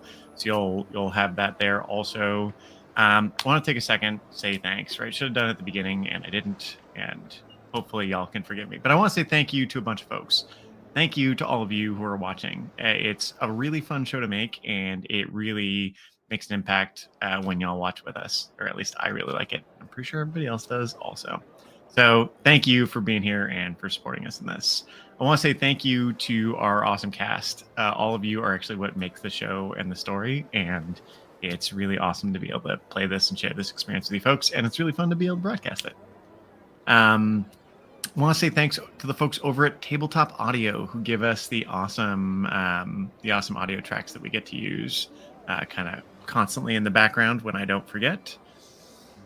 And I think that's it. Did I miss anything, anybody?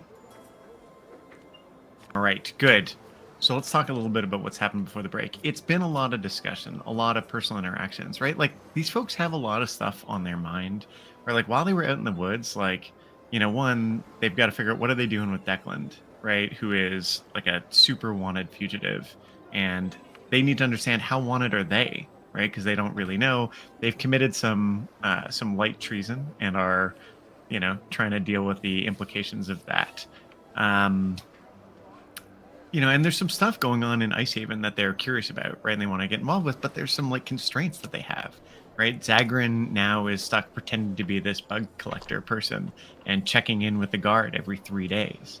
Turns out Essie got a little bit of a threatening, promising offer from some mysterious force out in the woods who told her to bring Zagrin and her family troubles would be solved. It's unclear what exactly she was promised, but there were some implications very unclear, in there. Even though I asked her many times to tell me.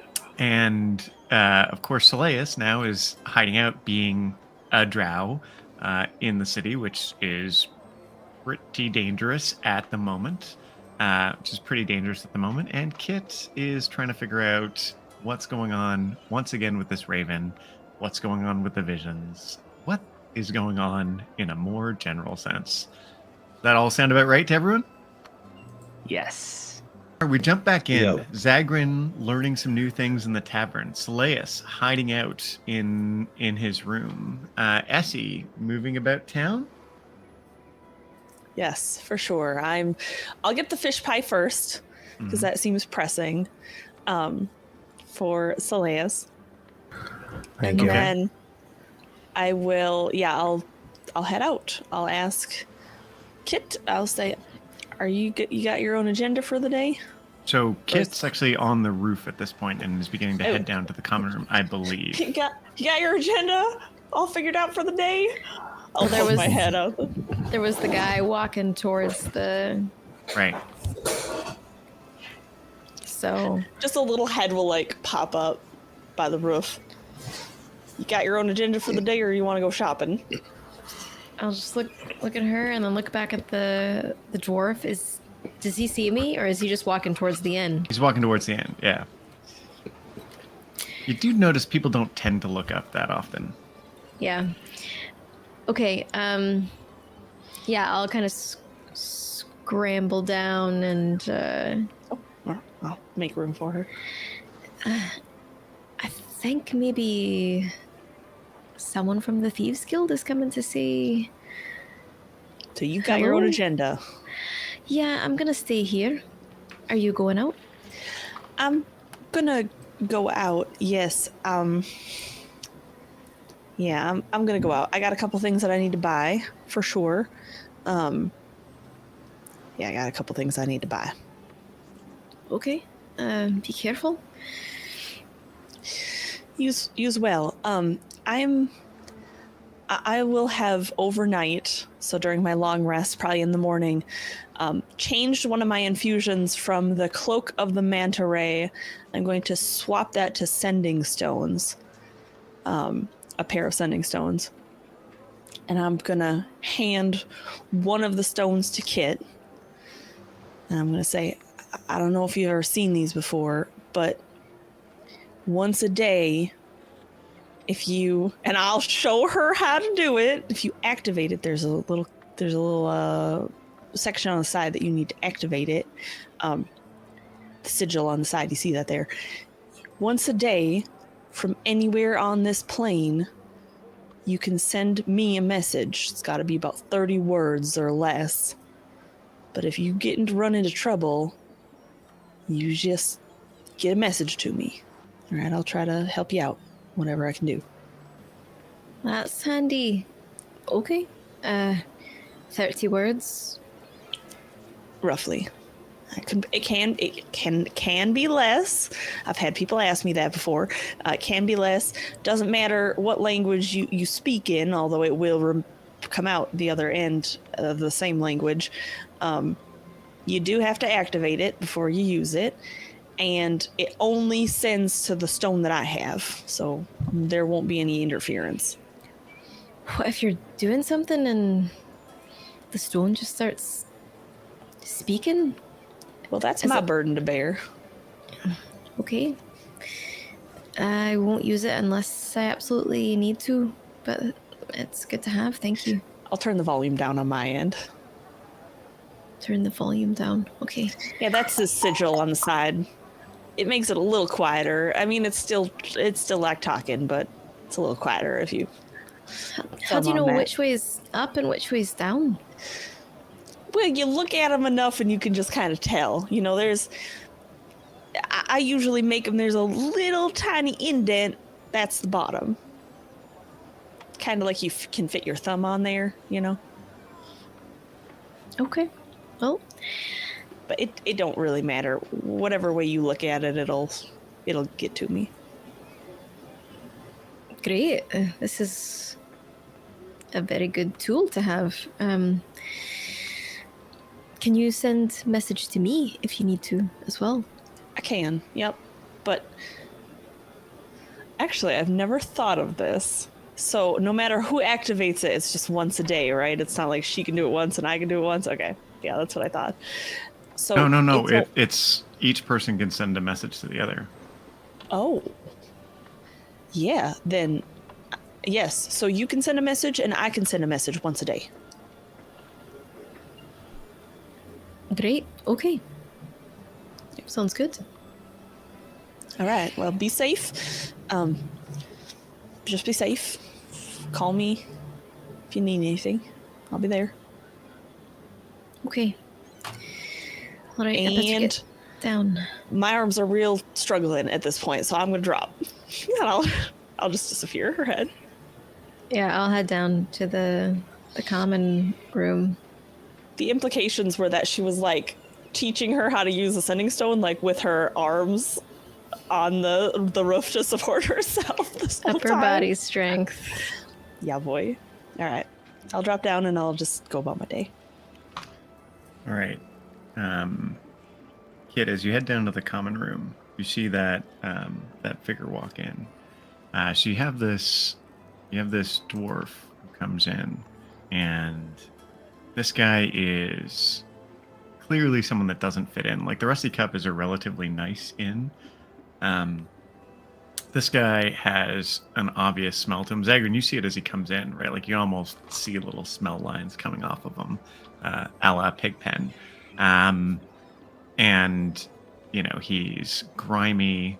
He's got this big scar over his eye. He's got genuinely terrible teeth, right? Like it's not looking good. And he's wearing armor. He's wearing armor. This guy looks like a thug. Comes in, looks around, and goes and finds a place to sit. Off in a secluded corner. Kid, Did as he you come see- into the sorry. Did he see me? You come down actually after he sit because you had the conversation with Essie. But as you come down, you you do see him, and he looks over and spots you. How full is the common room? It's a little after lunch, so it's not particularly busy. So the lunch rush is dying down. The fish pies have been run through at this point. Are there any more private areas that are not the common room? Like, is there a room upstairs that's not You have your like room. a private room that's just more private? There is a separate sitting area upstairs. Yeah. Do I'll you try to rent that? just Do you rent that by the hour or like? the conference room. I'll just like try to make eye contact with him, and if he sees me, I'll just raise an eyebrow, and then I'll turn around and go upstairs. All right, Zagrin, you see this, and then you see as Kit heads upstairs, you see the figure get up, grab their beer, and walk upstairs. Just to try to make sure that no eyes are there, Zagrin's going to try to rabble-rouse a little bit. And he's like, and meanwhile, our fine working folks are getting picked off by Yetis, and we have to submit to their searches. And it's just like getting boisterous and trying to, I guess, start a mini labor movement with whoever is in there.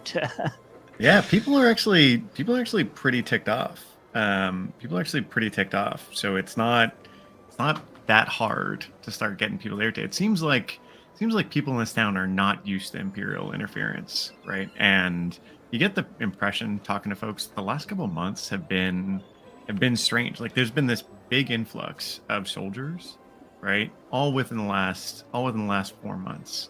And now with the checkpoints coming in, people have gone from scared to pissed off. So there's tension in the town that is easy to inflame. And there's a lot of trappers at this bar.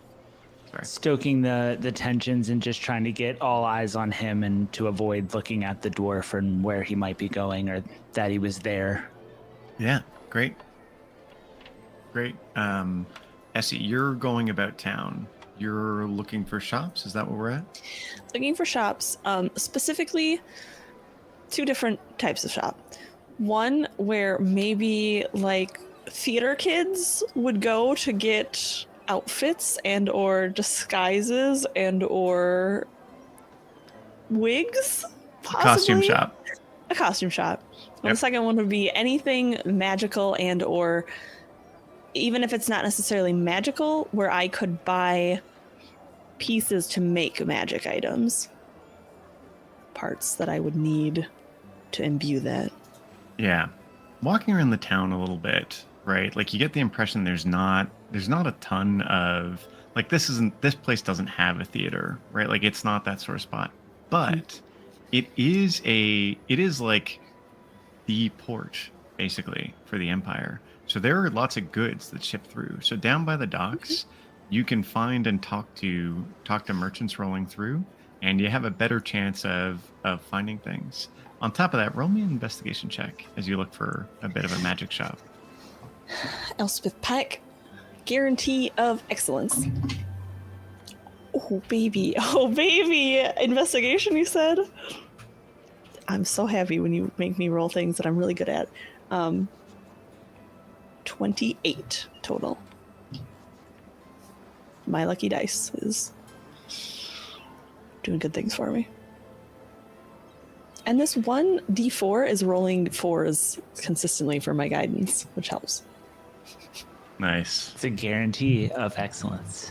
It is a guarantee. I'm so good at this. It's going to let me down when I really need it one day, but, that's future Essie's problem. Yeah. So as you're walking along down by the docks, like there's older warehouses.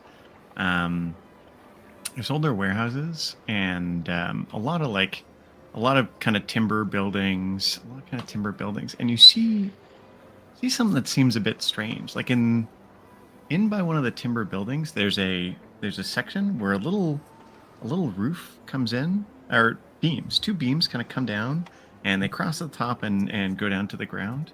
And in the middle of a wood-walled kind of big timber building, there's a section of brick, like brick building, like redstone brick. The sign, there's a sign above the door. There's a sign above the door that you can't read, but you can see what looks like a cauldron, a painted cauldron on it. Why are cauldrons following us everywhere? They're everywhere. And there's a small, like pretty small door, looks like 5 feet high at the most, set into it. All right. I will. This door seems out of place. All right, I get the feeling that when I go in here, it's going to be a little portal to another dimension. I'm going to knock on the door. Tap, tap, tap, Yeah. tap, tap. There's no answer, but as you tap, the door kind of creaks open a little bit. All right. Elspeth Patent Guarantee of Excellence. I don't know what I'm going to walk into here, so I'm going to guide myself, and I'm going to duck in through the door and hunch over Yeah. as I go in. You crouch and you walk in through the door. And you find yourself, you were close to the dock, so there was a lot of bustle and activity, but as the door closes, you hear the little like ding ding ding, the tinkle of a bell or a chime. And give me just 1 second here. This is the greatest moment of. I love magic shops. And I have 2,300 gold to just play with. This is amazing. I'm definitely gonna find stuff that's very necessary. So you walk into the little shop here, and it's not that high ceiling, about 6.5 feet, so not huge. Is there any like a fan situation, magical fan that I'm gonna have to like duck, or my hair's gonna get caught in it? You haven't seen that yet, but what you do see as you step in is floor to ceiling shelves directly to your left, floor to ceiling shelves directly in front of you, and the shelves are just stacked with all sorts of curios. All sorts of curios in them, like very strange artifacts and things. And it has a smell to it, like a very strong incense smell. I love it. It's like coming home. It's beautiful. I take a moment and I breathe in the scent, and I close my eyes for a moment, and I just say, this is familiar. This is good. I open my eyes. And there's just almost like on their own, the lenses come down.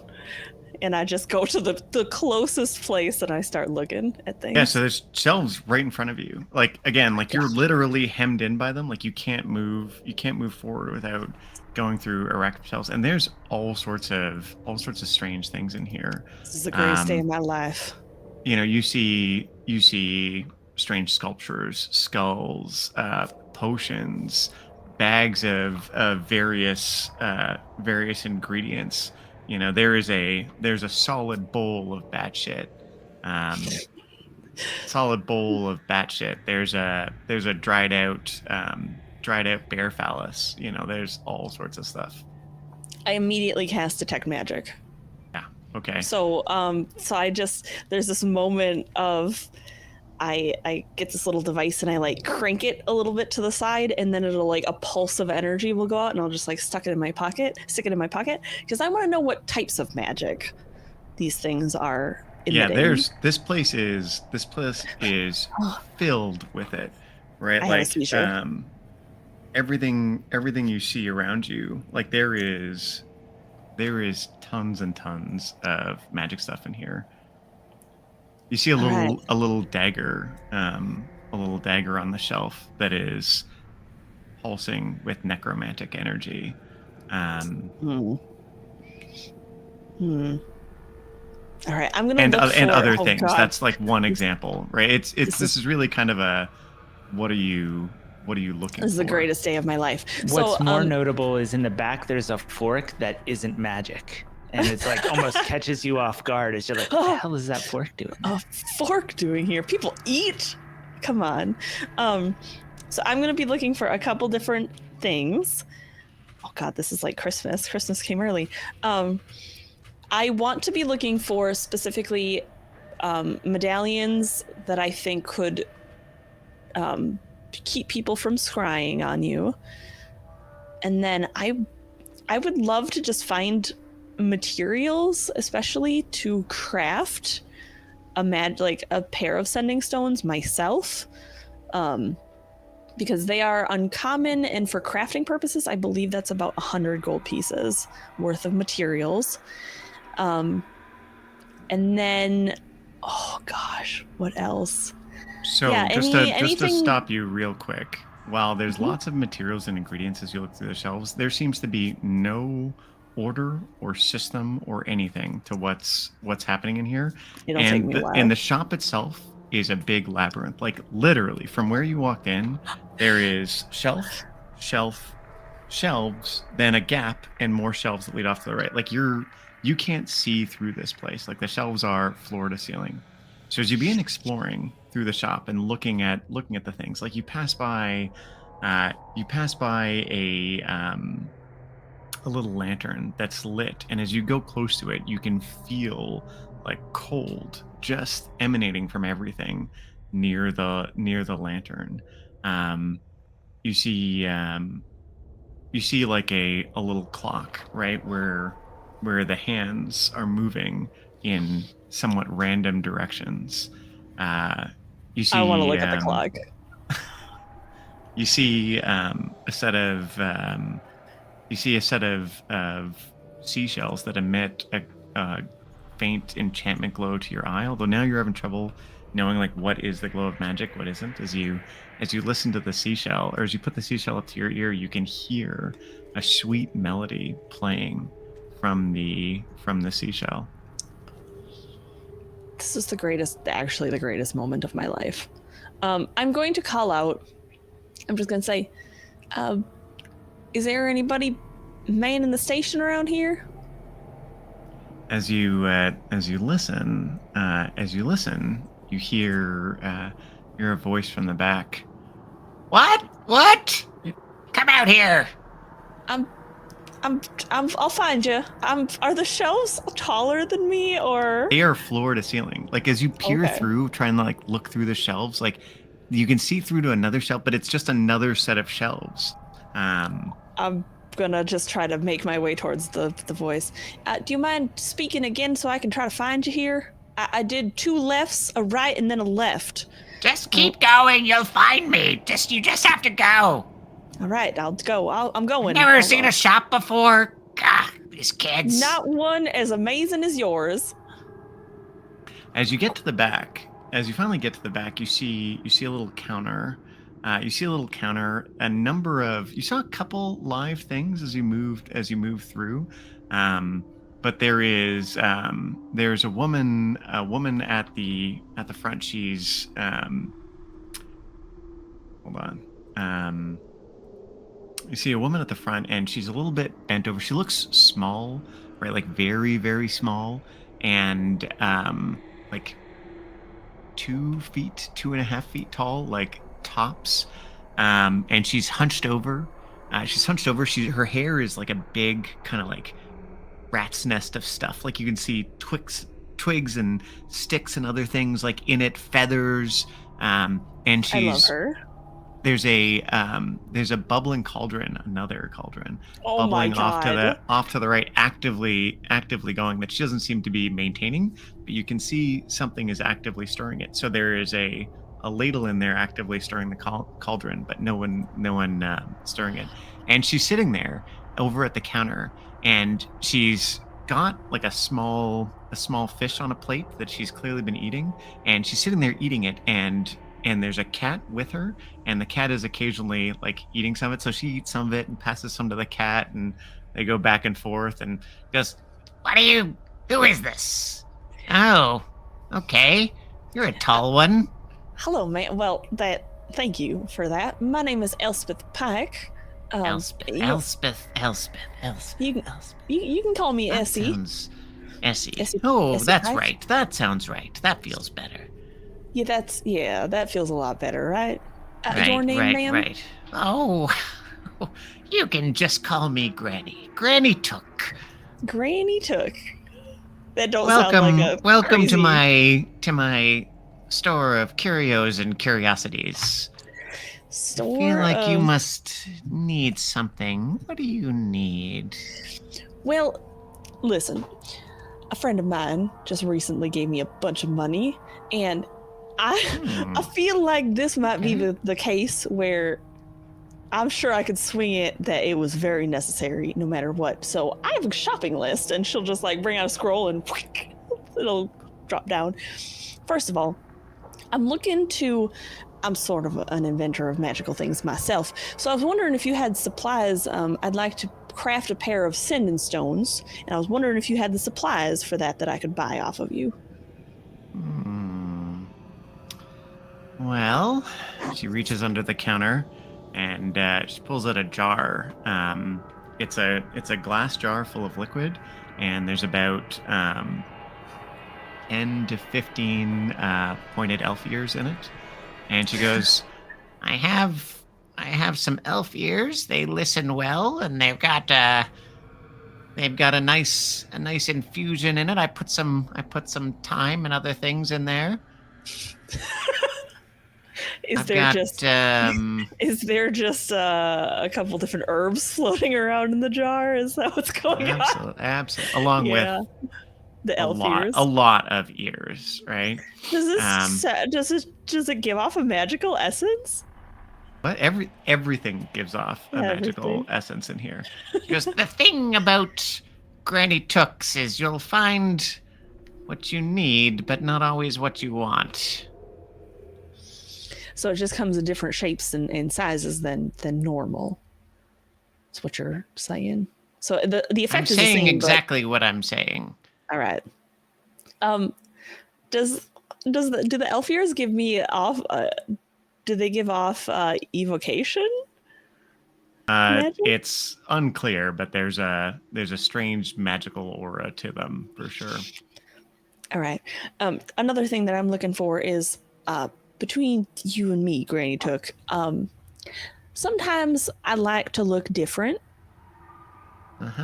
and I'm wondering if you have anything that can make me look a little different. Sometimes, listen, folks in the Empire, I can be pretty popular, and so people sometimes just come up to me, and it's really annoying to have to deal with the people that come up to me all the time and talk about, the exploration that I've done and things. And sometimes I just want to be a normal lady walking around, So I'm just wondering if you have something that can change the way I look a little bit. Well, I have this fine-looking garment. And she pulls out a very flamboyant looking hat with a baby. large feather off the top. Yeah. I have this fine-looking garment. That is gorgeous. I have to say, the time and energy put into this, boy, that's a piece of art. How much would that beautiful hat cost me? How much do you have? This Would I have is any idea how my much that would? finest possession. Granny Took, come on. You and me. I pass live critters back there with a lot more value than this hat. Let's play it straight, How I would know the general what this would cost under normal circumstances, wouldn't I? So it's hard, knowing the price of things in general isn't super straightforward, right? But knowing the price of magical things at this strange little shop is hard, right? It's just hard, right? So it's really, what are you willing to pay for it kind of deal. It's not like there's a going rate for magical hats that change your appearance. How about Just get a group of things together and listen? So I'm thinking that he specified that I could spend around 400 gold pieces for something for myself. Okay, hold on. I've got this. And she reaches down and she pulls out what looks like a fake mustache. She goes, Now, this is well within your budget. and she slides it across the counter. And she goes back to eating the fish, all just with right. her bare hands. All right. Well, you shoot me. I made an offer. Now you make a counter offer for the hat. Do you have the heart of a demon on you? Because I would trade it for the heart of a demon. No, ma'am. Fresh I from do the not- abyss, though. I don't want anything from this plane. I do not have the heart of a demon on me, and Oh, not at this particular moment in life. that I would do, have been however. that would have been wonderful. That would have been a great. I do, however. I have something that you might really like, because it is something that if someone lies to you, you've got a much, much better chance of sussing out if they're lying to you. Let me see. All right, I'll hand over the ring.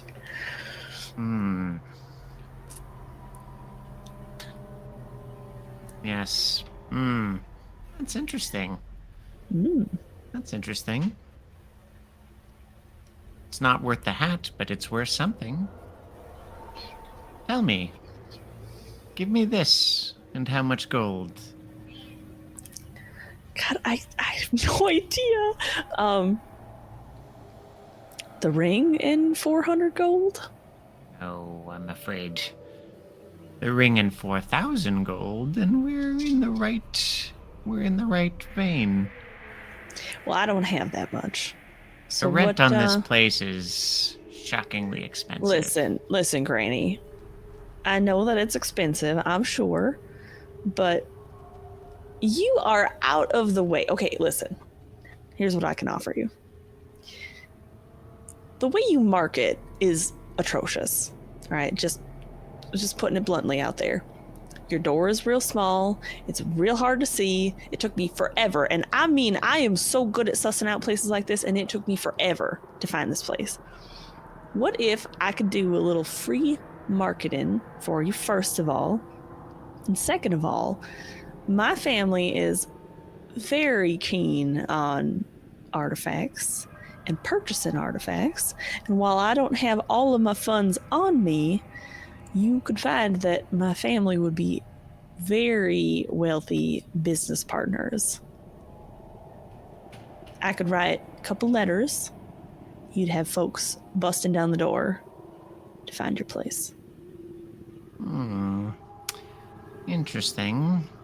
But I find that I find customers as I need them now, or they need me. That is a fine cloak you're wearing.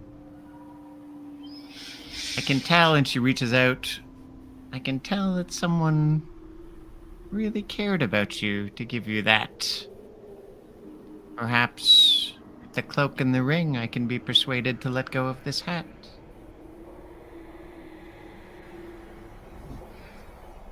I don't want to give up my cloak of protection.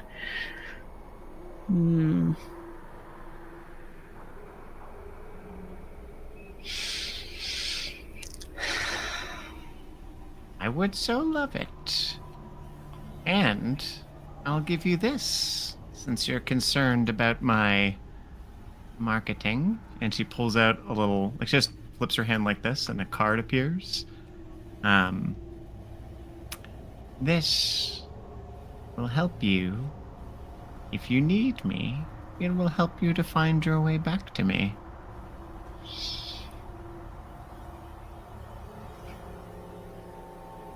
I'm giving up my thing for Soleus? Oh, that's such a terrible deal. Why am I giving up my magic item for Soleus?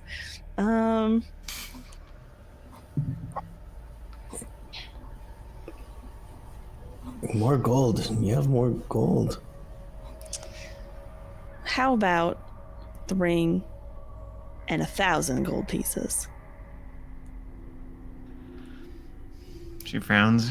I'm afraid not. That won't be anywhere near enough. And we're actually going to cut away from you, and we're going to go back to Kit, and the dwarf there, the fearsome looking dwarf. So you're upstairs there, and you go to that sitting area at the back. There doesn't happen to be anyone in it at the moment. There doesn't happen to be anyone in there or in it at the moment. So it's not quite that loud. Thank you, audio track. So you're sitting there, and the guy comes in, and he sits down in one of the comfy chairs. He goes, "That's a nice place. So, how are things going in Icehaven?" Well, as I'm sure you've noticed, there's been a bit of a kerfuffle, and things are a bit On edge. I'd say tense. Tense is the word that I would use. yeah, a bit tense. So I've just been, laying a bit low. Something happened out there in the woods. It's got the Imperials all on edge. Aye, it does.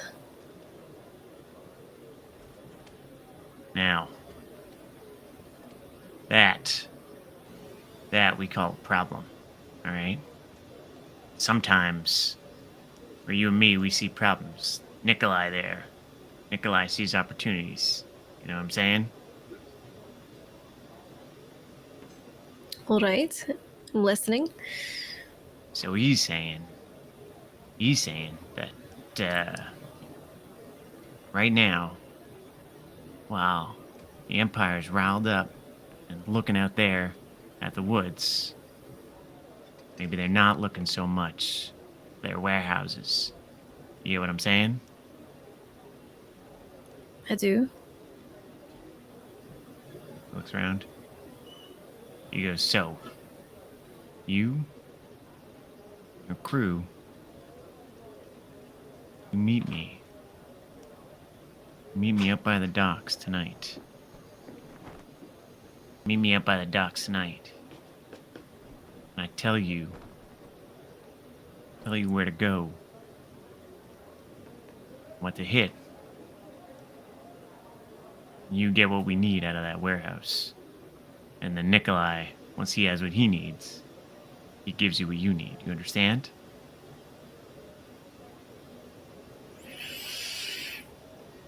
I'm afraid that my crew might have another job tonight.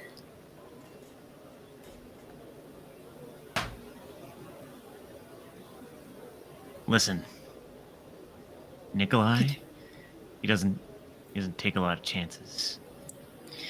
He doesn't give a lot of opportunities. When I tell you he's got a job for you, you got two options. You do it, you don't do it. You do it on his terms. And you don't do it, you don't do it on his turf. You understand what I'm saying? And as he's saying that, he pulls his cloak to the side a little bit, and he reveals a dagger that he's got right there in his waist. We speak in the same language?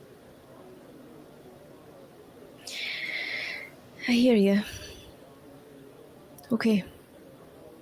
Tonight, what time? Give it an hour or two after darkfall. You see down by the docks, the harbor master's office.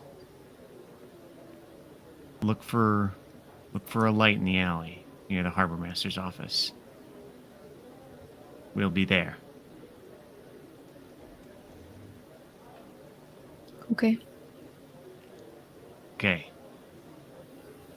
All right, well, looks like we got opportunities. We got a chance to make friends. I'm eager to make more friends. He stands up. Be seeing you. Walks out. I'll just kind of turn my nose up a little bit at Yeah, his he left the stink for sure. lingering stench. And I'll wait a good 20 minutes before I go down to talk to Zagrin. Nice. All right. All right. We're gonna hop back over to Essie and Granny Okay, Tuck. so theoretically, I could make another cloak of protection for about 100 gold pieces worth of materials. Would I be able to find these materials in the store of random stuff that I could make one for myself later? All right. This cloak is extremely important to me. All right. It's infused with the capabilities of a man, a legendary man. All right. I can feel it. Yeah. It is important to you. Very important to me. That has value. Yes, it does. I'm sure things are of value to you in here, so you can see why I'd be reluctant to get rid of it. However, I am looking for some just base materials as well. If you could throw in some base materials, if I could find them in this wonderful establishment of yours, I'd part with it. Tell me what you need.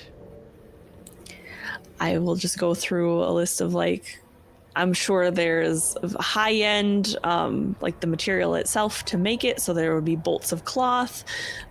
There would be like embroidery and Well, you want to make a new. I want to make a new one. If she's going to take mine, I want to make a new one. Yeah. So I just want the base materials to be able to do that. Right. You're not going to be able to find everything you need in here in order to make a cloak of protection, right? It's an endeavor to create one, right? It's an endeavor to create one.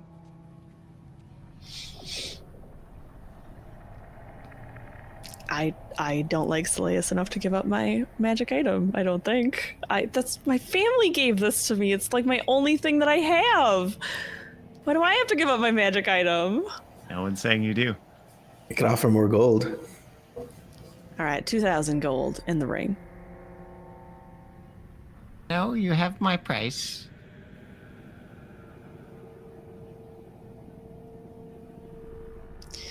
I'll think about it and return. Would that offer still be valid later on? If you can find it.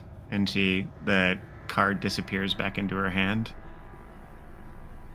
Unfortunately, I'm not always where you'd expect me. I'm taking all your gold to make this deal. All right? The gold's mine. Platinum's mine. All right, I'll take off the cloak. So mad about this. You give her the cloak and the ring? Yes, and I'm not happy about it. The card appears again in her hands, and she gives it to you. As she grabs your cloak up, she bundles it and she smells it. Yes, it's exactly what I needed. What a jerk. And she slides over the hat. Enjoy it and be careful. You'll find it makes it hard for anyone to recognize you. Or your friend, whoever that may be. Yeah. Is there anything that I could just buy outright from you? What are you looking for? I'm looking for a cloak of protection. I'm afraid the one I have is not for sale. Not to you, All but right. I'm sure there is someone that would pay handsomely for it. Get a ring of protection. Yeah. Do you have a ring that does anything similar? All right. What about an object that allows me to read any writing that I come across? Any languages.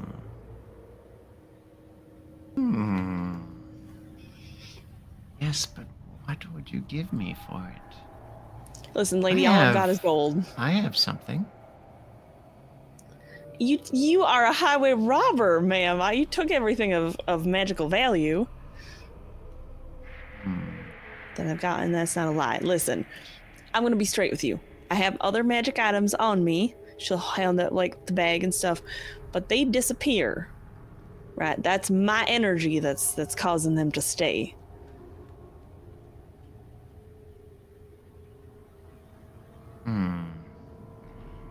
I'll give you this. Keep the card.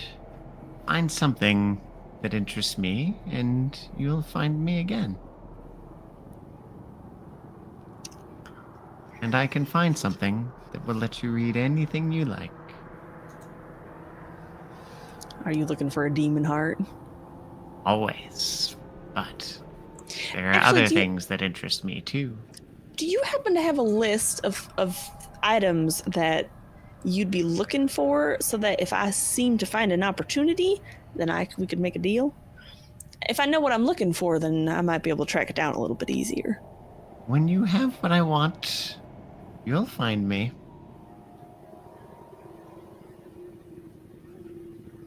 No hints at all. I'll know when you have something I want.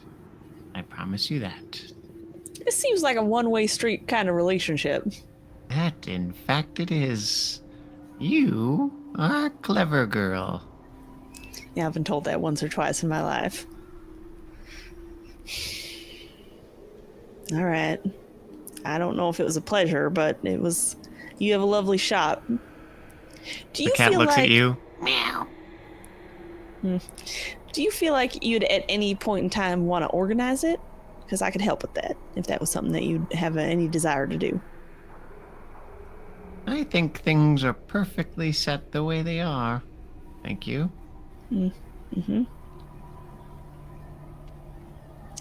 I'm assuming you don't deal in gold ever. I do. Then why won't you deal in gold with me? I would. It was 4,000 gold in your ring. But what about the mask or anything else that I'd want? For the glasses, I think that will be more expensive.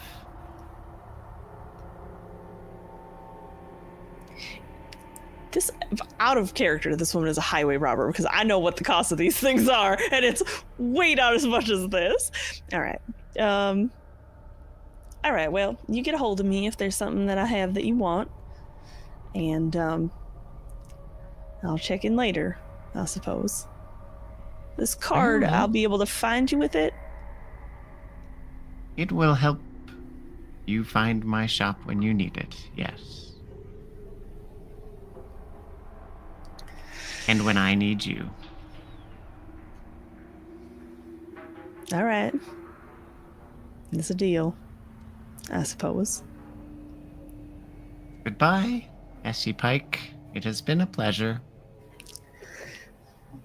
I don't know if I should call you Granny or highway robbery Granny, but Granny Took will do. all right.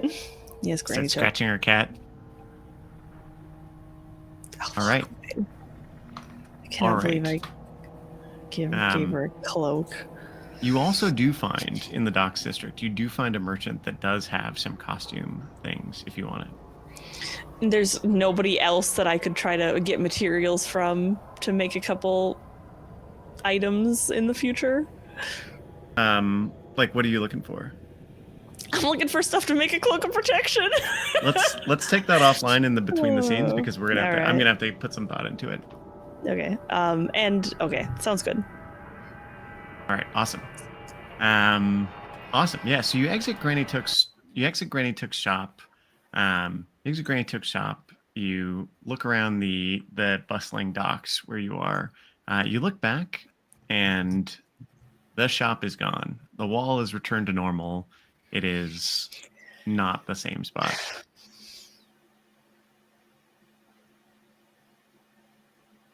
I'm gonna just feel real sad. Like real sad. Like there's this moment where she almost like she'll have this overwhelming feeling and she'll actually like wipe away a tear and kind of get it together. Then she'll walk back away. Just kind of like deep in thought for a while. Yeah. As you get back to the inn, and as you're walking up, or as you're getting into the neighborhood, you hear from behind, "Hey, Essie!" And Calamity comes charging up behind you. He goes, "Oh." I don't look like in an all great mood. What's up, Calamity? Hey, you okay? I'll be fine. All right. Well, if you need to talk, let me know. But found some stuff about the Eddies. Oh, what'd you find out? So Trappers Guild has a bounty out, 1,500 gold. 1,500 gold. For one, or for any Eddie we come across, or? Well, see, they say we gotta go take out. There's a cave of them. We gotta go kill them. All right. So all of them for 1,500 gold. Well, just the leader. It says the Yetis are coming down from the mountains, and they're capturing folk, traders, outlying settlers, kind of stuff. It says there's a real big one, and we got to bring back his head. All right. That sounds like a fun time, I suppose. There's money in it. So Yeah. Well, money is what we need. Day is a bit out of town, though. A couple days? A day? Yeah, well, a couple days at least. So she looks over and she points out in the distance, like, see that mountain there? Says it's somewhere on that mountain. All right. You figured it was 2-3 days out there. And how On fast we horseback go. or foot? Well, you didn't say. You just said 2-3 days out that way. All right. At least. He says he doesn't know where the cave is, but he knows it's up there on that mountain. Kind of a strange guy, but I liked him. All right. Well, sometimes the nicest people are the strangest ones. I think I just got robbed. Really? You? Yeah. Wow. She was a real unsettling woman. I found this magic shop and a Granny Took. You ever heard of that before? I can't say I have. She's a robber. Leave her alone if you ever see her. Okay. All right. Where's her She just shop? kind of like, oh, it's a pocket dimension. Disappeared. But I've got and she'll pull out the card. Maybe I should send Soleus in after that jacket of mine. Huh. Put it back away. Okay. All right. Well, good. I guess you found what you needed, though. Gave up something worth a lot more. Oh, well, I'm sorry, Essie. Sorry. It'll be fine. This Probably. thing's still got your health, right? She gives you a punch on the thigh. Yeah. Just things. Yep. None of us are dead yet. That's what matters. Yeah. I Plus, suppose more you're stuff right. up in Islecross, right? We're gonna find all the artifacts we could want. Yeah, but sometimes things have a lot of memories attached to them. Ugh. I know it. That's why you carry your memories on your skin. She indicates her tattoos. Nobody can take those. I feel like that sounds like a challenge. Oh shit! I hope not, Bessie. I No. hope not. I'm just saying, I wouldn't use that as a taunt. Somebody one day is gonna try to take it. Right. All right. Yeah. All right, let's go find the others. All right. Yeah, you come And back. You come there's back a- into the inn. There's a moment where she like follows after Calamity, and then she'll just stop and turn and look back at where the shop was, like in that direction, and then just sigh and go back.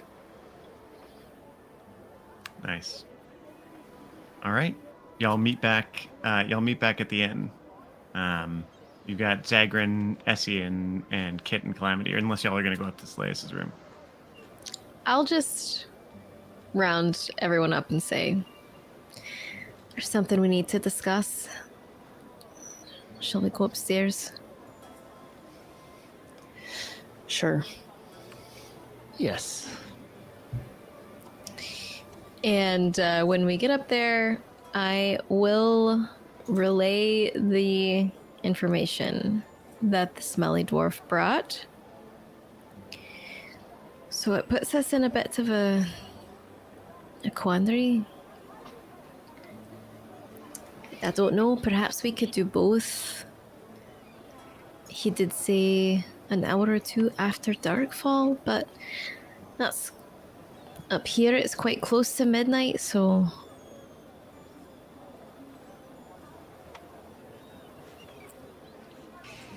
Well, I'm not much of the sneaking sort anyway. I can be stealthy when I need to be, but maybe we split into groups and try to accomplish both over more ground. I'm just not sure I would be the most helpful at sneaking around. After all, last time we tried that, it did get quite loud. that is fair. Zagrin, before we make a decision to split the party, I wasn't necessarily withholding this information last night, but I have a bit of a confession to make. This Dusk Song sister, this Beatrice, she offered me a deal. And before you judge me, I didn't take it necessarily. But she said if I could bring you some troubles I have would go away. And I tried to figure out what she wanted with you, what she could help me with. And I'll be honest, a part of me was just trying to get away from her at that point because it was a dangerous situation. And I felt the hairs on the back of my neck standing up. And I thought maybe, all she said that she wanted was that she wanted to help you find your destiny.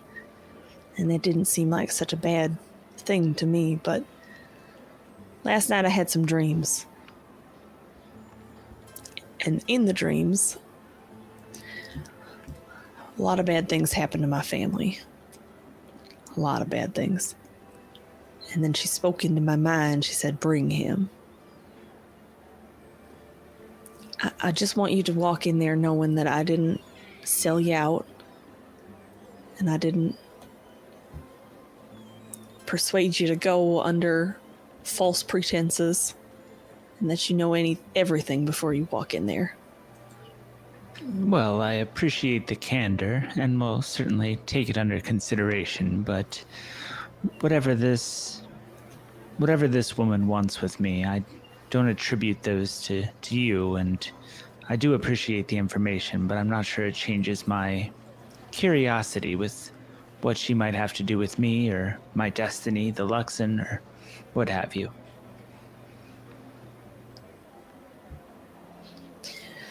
All right, I just wanted to be square with you. You've been square with me. Thank you. And Seleus? Did you find anything? Yeah, and it cost me a whole lot.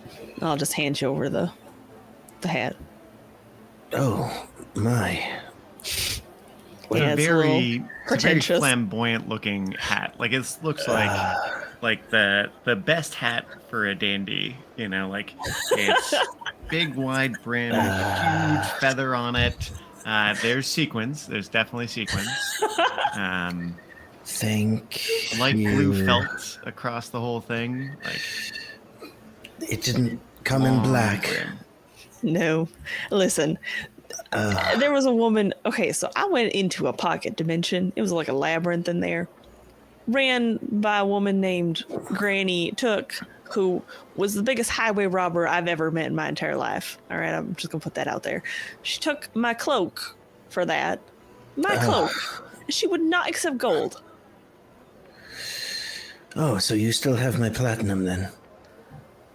Yeah, and I'm down my own magical possessions. You can keep it. Yeah. This is worth it, Miss Essie Pike. He looks at the hat again. It was worth it. If it does what I think it does.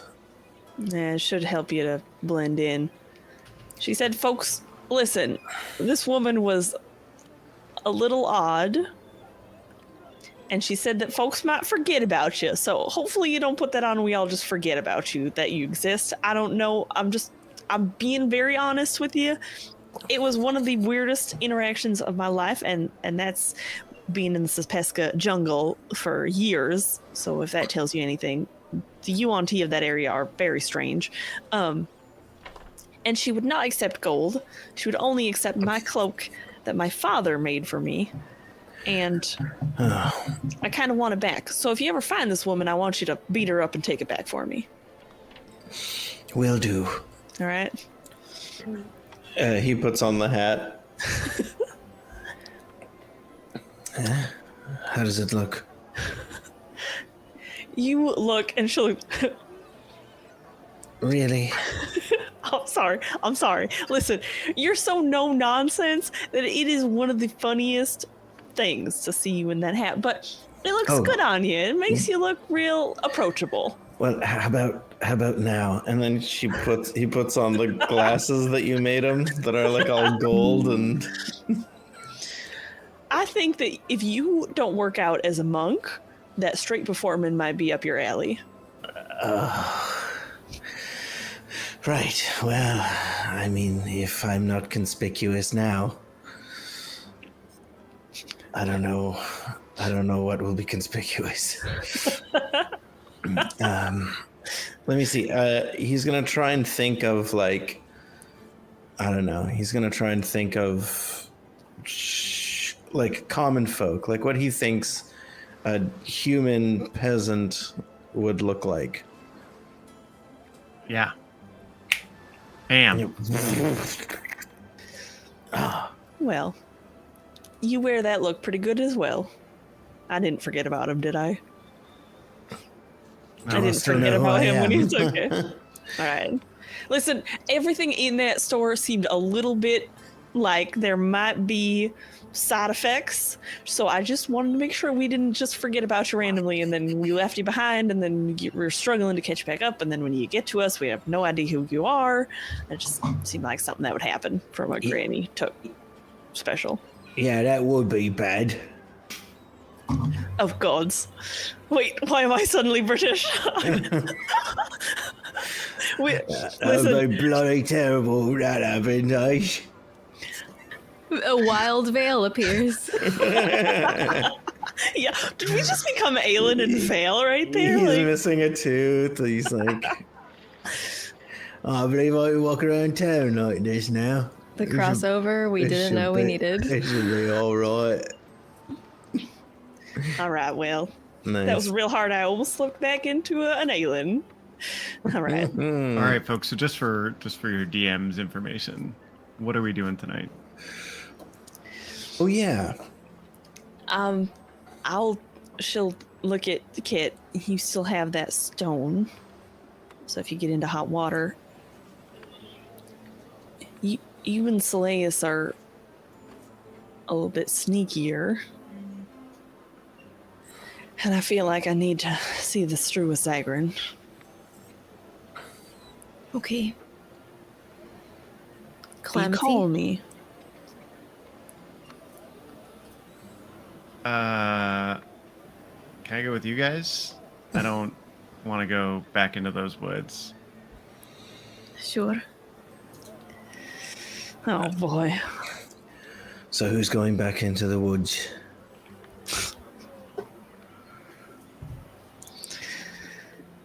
How did we get on Team Spooky? I don't like being on Team Spooky. I just want to go crawl around in the sewers for a little bit. You could That not sounds go like- into the woods. Yeah, we Say- could split up. I could, Lord Zagrin, you want me to follow you? Or nobody could go into the woods. I I thought, mean- don't deal with whatever that thing is. Yeah, that's a thought too. We don't have to do that at all. You're already on your path to your destiny. I'm just going to point out, Aelin again, I'm sorry. I just want to point out, she might cause misfortune to my family if I don't get Zagrin back there. I'll see what she wants. I'm going to the woods tonight. Whoever wants to accompany me can. Seleus, although I would appreciate your backup, as I always do, I believe that your dealings with Kit might take importance in this case. In that if we are being watched, finding a way to stop that would be in our best interest. And if this is what we have to do to obtain such equipment, then I think that's keeping us safe. Besides, I think that if it's a job of hunting through the shadows, I can think of nobody more better suited than yourself. As you wish, my lord. Me, lord. And Calamity, I do not at all fault you for not wanting to venture back into that particular biome, so perhaps just Essie and I will be on Team Spooky, and you guys be on Team Sneaky. I really hate Team Spooky. I don't want to go back to that place. Ugh. All right.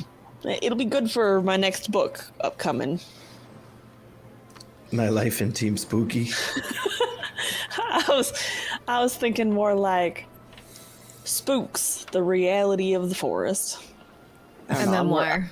I'm workshopping it. At this point, I'm workshopping it. So you will protect Lord Zagrin. Yeah, although it's a little hard to do without my cloak of protection. I feel cold on the inside and the outside. Well, from your description of the individual whom we're going to meet, perhaps she has something that we can take off of her hands that might interest this Granny Took character.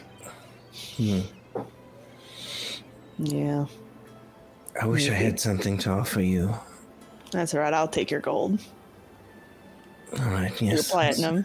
It's a pretty I kinda- sizable sum. I feel like I should probably give some of that back to you.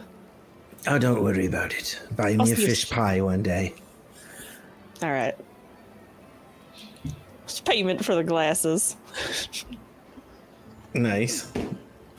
You're muted, Jason. Okay, well, awesome.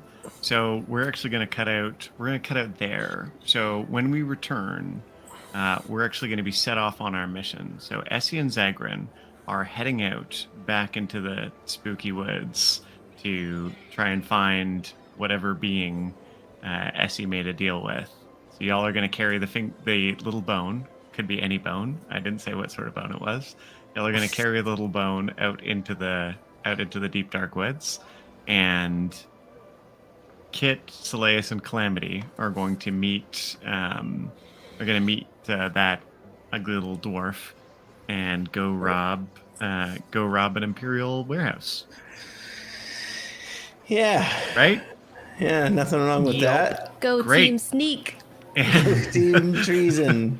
Yeah. Why are we splitting the It's light party so treason, much, yeah. you guys? It's not great. I hate it. Yeah. You want to be It's the rich, don't you? best. I'm excited. Me too. I'm really excited. And so, folks, with that, we will see you next week here, 1 to 4, Central Time, Saturday, Heroes Die Show. Join Be us. there. All right. Everybody, Or great. be a Thank you so much. bugbear. Again, everybody for playing. Thank you so much. For those of you that watch, thank you so much. Check us out on social media. And yeah, come hang out. Let's talk more about Heroes Die, or come chat with us on Discord. All right. See you, Thanks. folks.